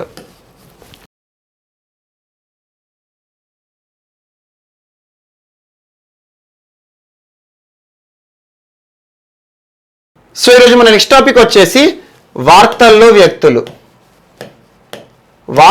వ్యక్తులు. కానీ ఈరోజు ఫస్ట్ పర్సన్ ఒక వ్యక్తి కాదు, ఒక ఐకానిక్ హీరో, ఒక సూపర్ హీరో. చాలా మంది మన ఇండ్లలో చిన్నపిల్లలు ఉంటారు కదా, వారు డిస్నీ కానీ కార్టూన్ నెట్వర్క్ ఇలాంటి ఛానల్స్లో కామెడీ షోస్కి అడిక్ట్ అవుతూ ఉంటారు. కొంతమంది వారికి నచ్చిన రోల్స్ని ఇమిటేట్ చేస్తూ ఉంటారు. స్పైడర్ మ్యాన్ అని, క్యాప్టెన్ అమెరికా అని చెప్పేసి, పాపయ్ షో లాగా కానివ్వండి, అలా ఒక్కొక్క రోల్ ఒక్కొక్కరు అభిమానిస్తారు. అలా లిటిల్ సింగం అని చాలా కామెడీ క్యారెక్టర్స్ ఉంటాయి. అలాంటి ఒక కామెడీ క్యారెక్టర్ ఈరోజు వార్త నిలిచింది, చాచా చౌదరి. సో చాచా చౌదరి ఎవరైనా చిన్నపిల్లలు కామెడీ షోస్ రెగ్యులర్గా చూస్తూ ఉంటే వారి దగ్గర చాచా చౌదరి ఎవరు అంటే ఎవరైనా చెప్తారు. తన యొక్క ప్రత్యేకత ఏంటంటే తను ఏ ప్రోగ్రాంలో వచ్చినా కూడా ఫాస్ట్ థింకింగ్ ఎబిలిటీ ఉంటుంది. కంప్యూటర్ కంటే స్పీడ్గా ఆలోచిస్తాడు, వెంటనే నిర్ణయాలు తీసుకుంటాడు అన్నట్టు. అలాంటి చాచా చౌదరిగా ప్రసిద్ధి పొందిన ఒక క్యారెక్టర్ ఈరోజు బ్రాండ్ అంబాసిడర్గా వార్తలు నిలిచాడు. బ్రాండ్ అంబాసిడర్ అంటే ఇప్పటివరకు మనం కొంతమంది ప్రముఖ వ్యక్తులు, సెలబ్రిటీస్ కానీ వాటి చూస్తూ ఉంటాము.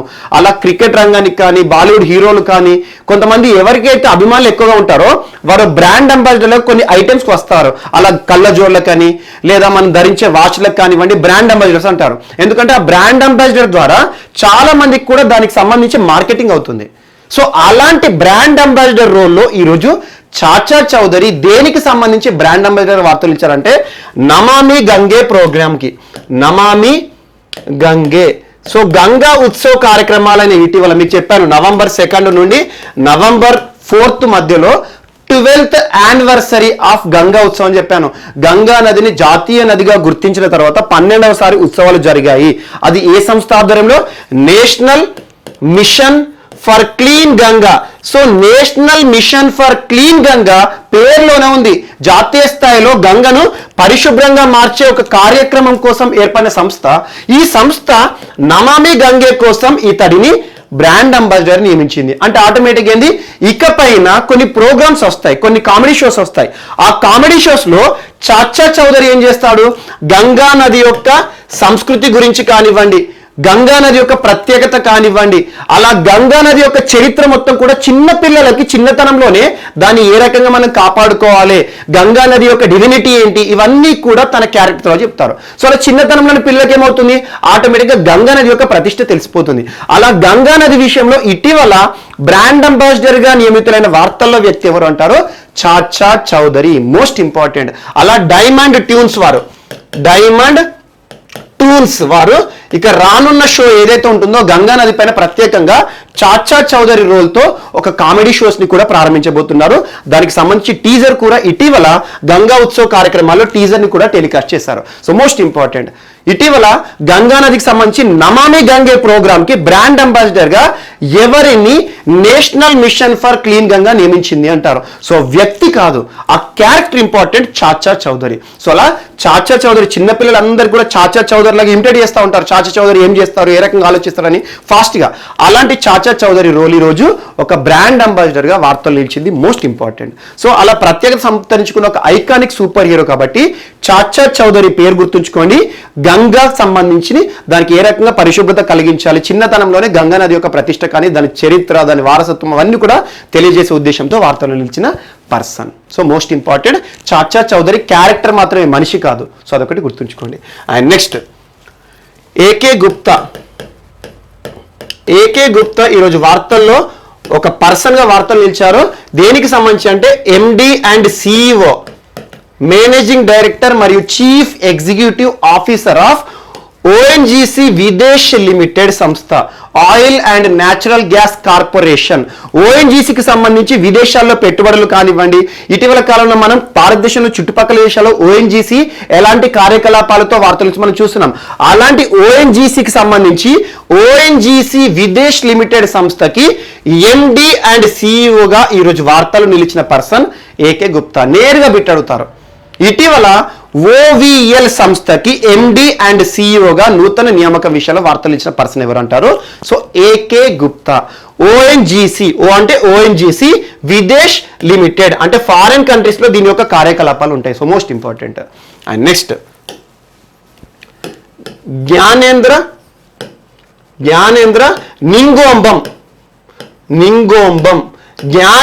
నింగోంబం పేరు గుర్తుంచుకోండి. జ్ఞానేంద్ర నింగోంబం ఈరోజు ఏ రాష్ట్రానికి సంబంధించిన వ్యక్తి అంటే మణిపూర్ ఒక స్పోర్ట్స్ పర్సనాలిటీ.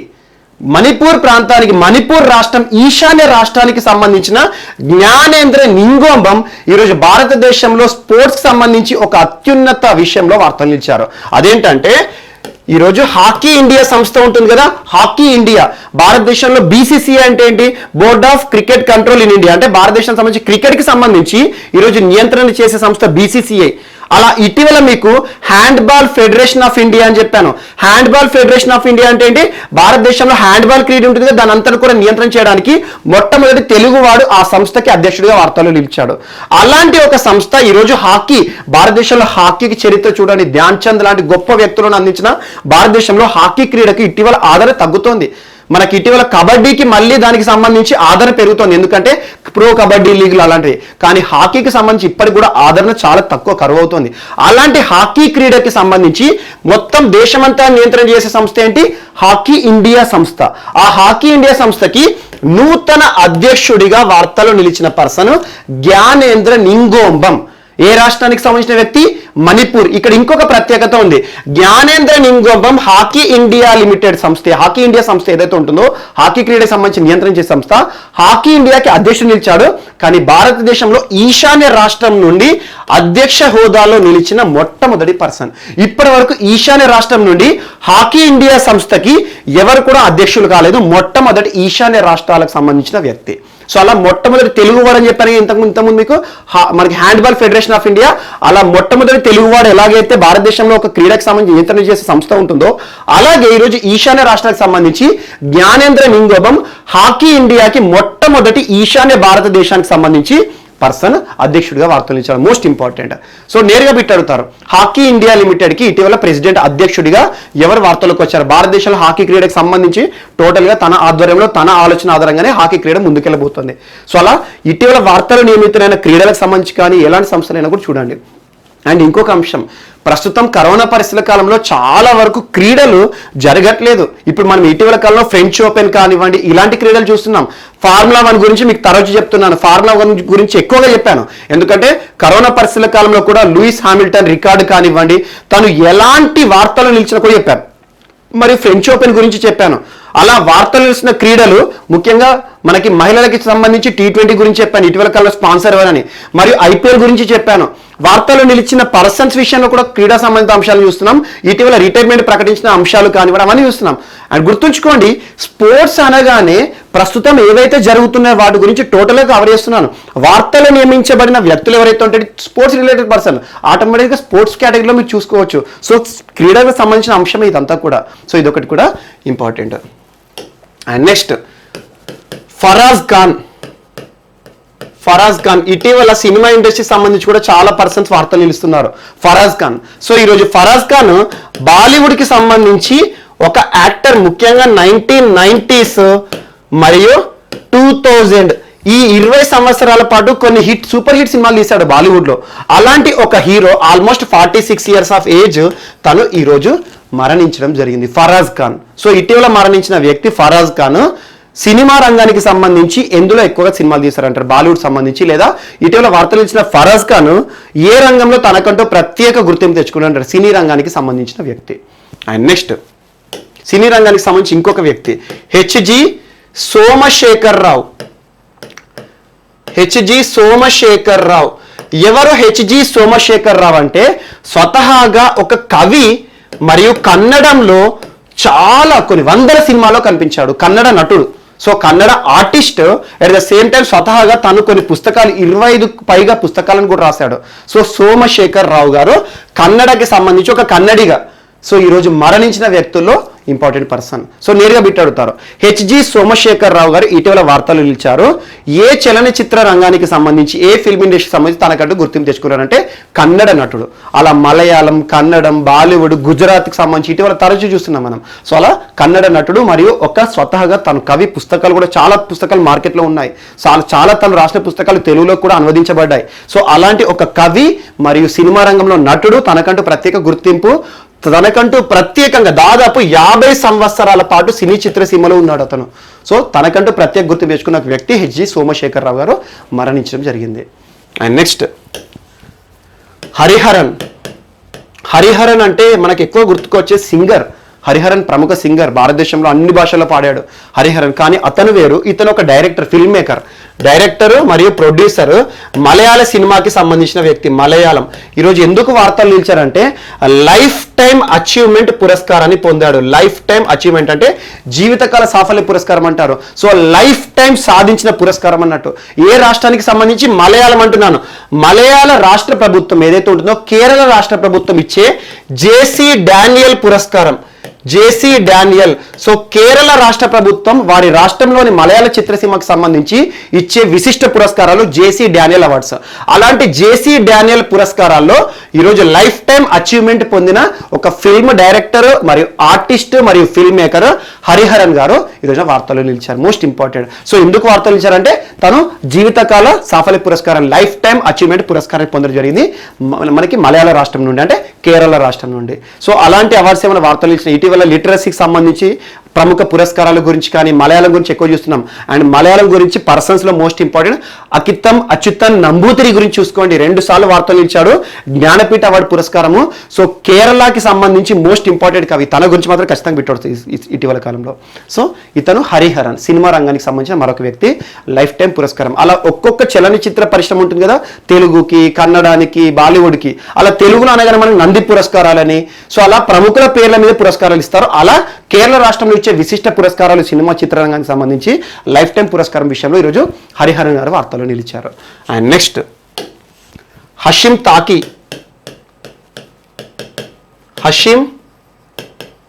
తాకి కొసోవో దేశానికి ఇప్పటి వరకు అధ్యక్షుడిగా ఉన్నాడు. సో కొసోవో దేశానికి అధ్యక్షుడిగా ఉన్న హషీం తాకి ఈ రోజు అధ్యక్ష పదవికి రాజీనామా చేసి వార్తలో నిలిచాడు. Most important. సో గుర్తుంచుకోండి, ఇటీవల ఎవరెవరు వార్తలో నిలుస్తున్నారు అధ్యక్ష పదవికి సంబంధించి అలాంటివి చూసుకోండి. సో అలా కిర్గిస్తాన్ అధ్యక్షుడు ఇటీవల రాజీనామా చేయడం కానివ్వండి, అలా అధ్యక్షులు రాజీనామా చేయడం కానివ్వండి, అధ్యక్షులు ఇటీవల కాలంలో ఎన్నికైన అధ్యక్షులు కానివ్వండి. నిన్న మనం జెసిండా ఆర్డర్న్ గారి గురించి చూసాం. ఇటీవల కాలంలో లేబర్ పార్టీకి సంబంధించి న్యూజిలాండ్ చరిత్రలోనే అత్యధిక ఓట్లు గెలుచుకున్న జెసిండా ఆర్డర్న్ ప్రభుత్వం గురించి మనం ఆల్మోస్ట్ అక్టోబర్ 2022 ఆ సమయంలో చూసాము. సో నిన్నటి రోజున మళ్ళీ ఎందుకు వార్తలు ఇచ్చారో ప్రమాణ స్వీకారం గురించి. కానీ ఆల్రెడీ తన ప్రధానిగా మనం గెలుచుకున్నారని చర్చించుకున్నాం కదా. సో ప్రమాణ స్వీకారం ఎలాగో తీసుకుంటారు. సో అలా న్యూజిలాండ్ విషయం గురించి ఖచ్చితంగా జెసిండా ఆర్డర్న్ కానివ్వండి, ఆ దేశంలో భారత సంతతి వ్యక్తులు ఎవరెవరు గెలిచారు వీరి గురించి తరచు మనం చూస్తున్నాం. అలా ఏ దేశానికి సంబంధించిన కూడా వ్యక్తులు ముఖ్యంగా ఉన్నత పదవిలో ఉండేవారు రాజీనామా చేస్తే కూడా అది మనకి హాట్ టాపిక్గా ఉంటుంది. అలా కొసోవోకి సంబంధించి అధ్యక్షుడిగా ఉన్న ఈరోజు హషీం తాకి రాజీనామా చేసి వార్తలో నిలిచిన పర్సన్గా మనకు ఉండడం జరిగింది. సో వీరు ఈరోజు వార్తలో నిలిచిన పర్సన్. అండ్ వార్తలో నిలిచిన పర్సన్స్ గురించి అంత పెద్దగా ఇంపార్టెన్స్ ఏవైతే ఉంటాయో, ఎక్కువ వివాదాస్పదమవుతున్న దేశాలు కానివ్వండి, ప్రత్యేకత సంతరించుకున్న ఎన్నికలు కానివ్వండి, వీటి గురించి ఖచ్చితంగా చూడండి. సో అలా ఈరోజు వార్తలు నిలిచిన పర్సన్స్ ఏమైనా మిస్లేనియస్ ఏమైనా అంశాలు మిగిలిపోతే మాత్రం రేపటి క్లాస్లో మనం యాడ్ చేసుకుని నేర్చుకుందాం. రేపు కలుద్దాం. Thank you.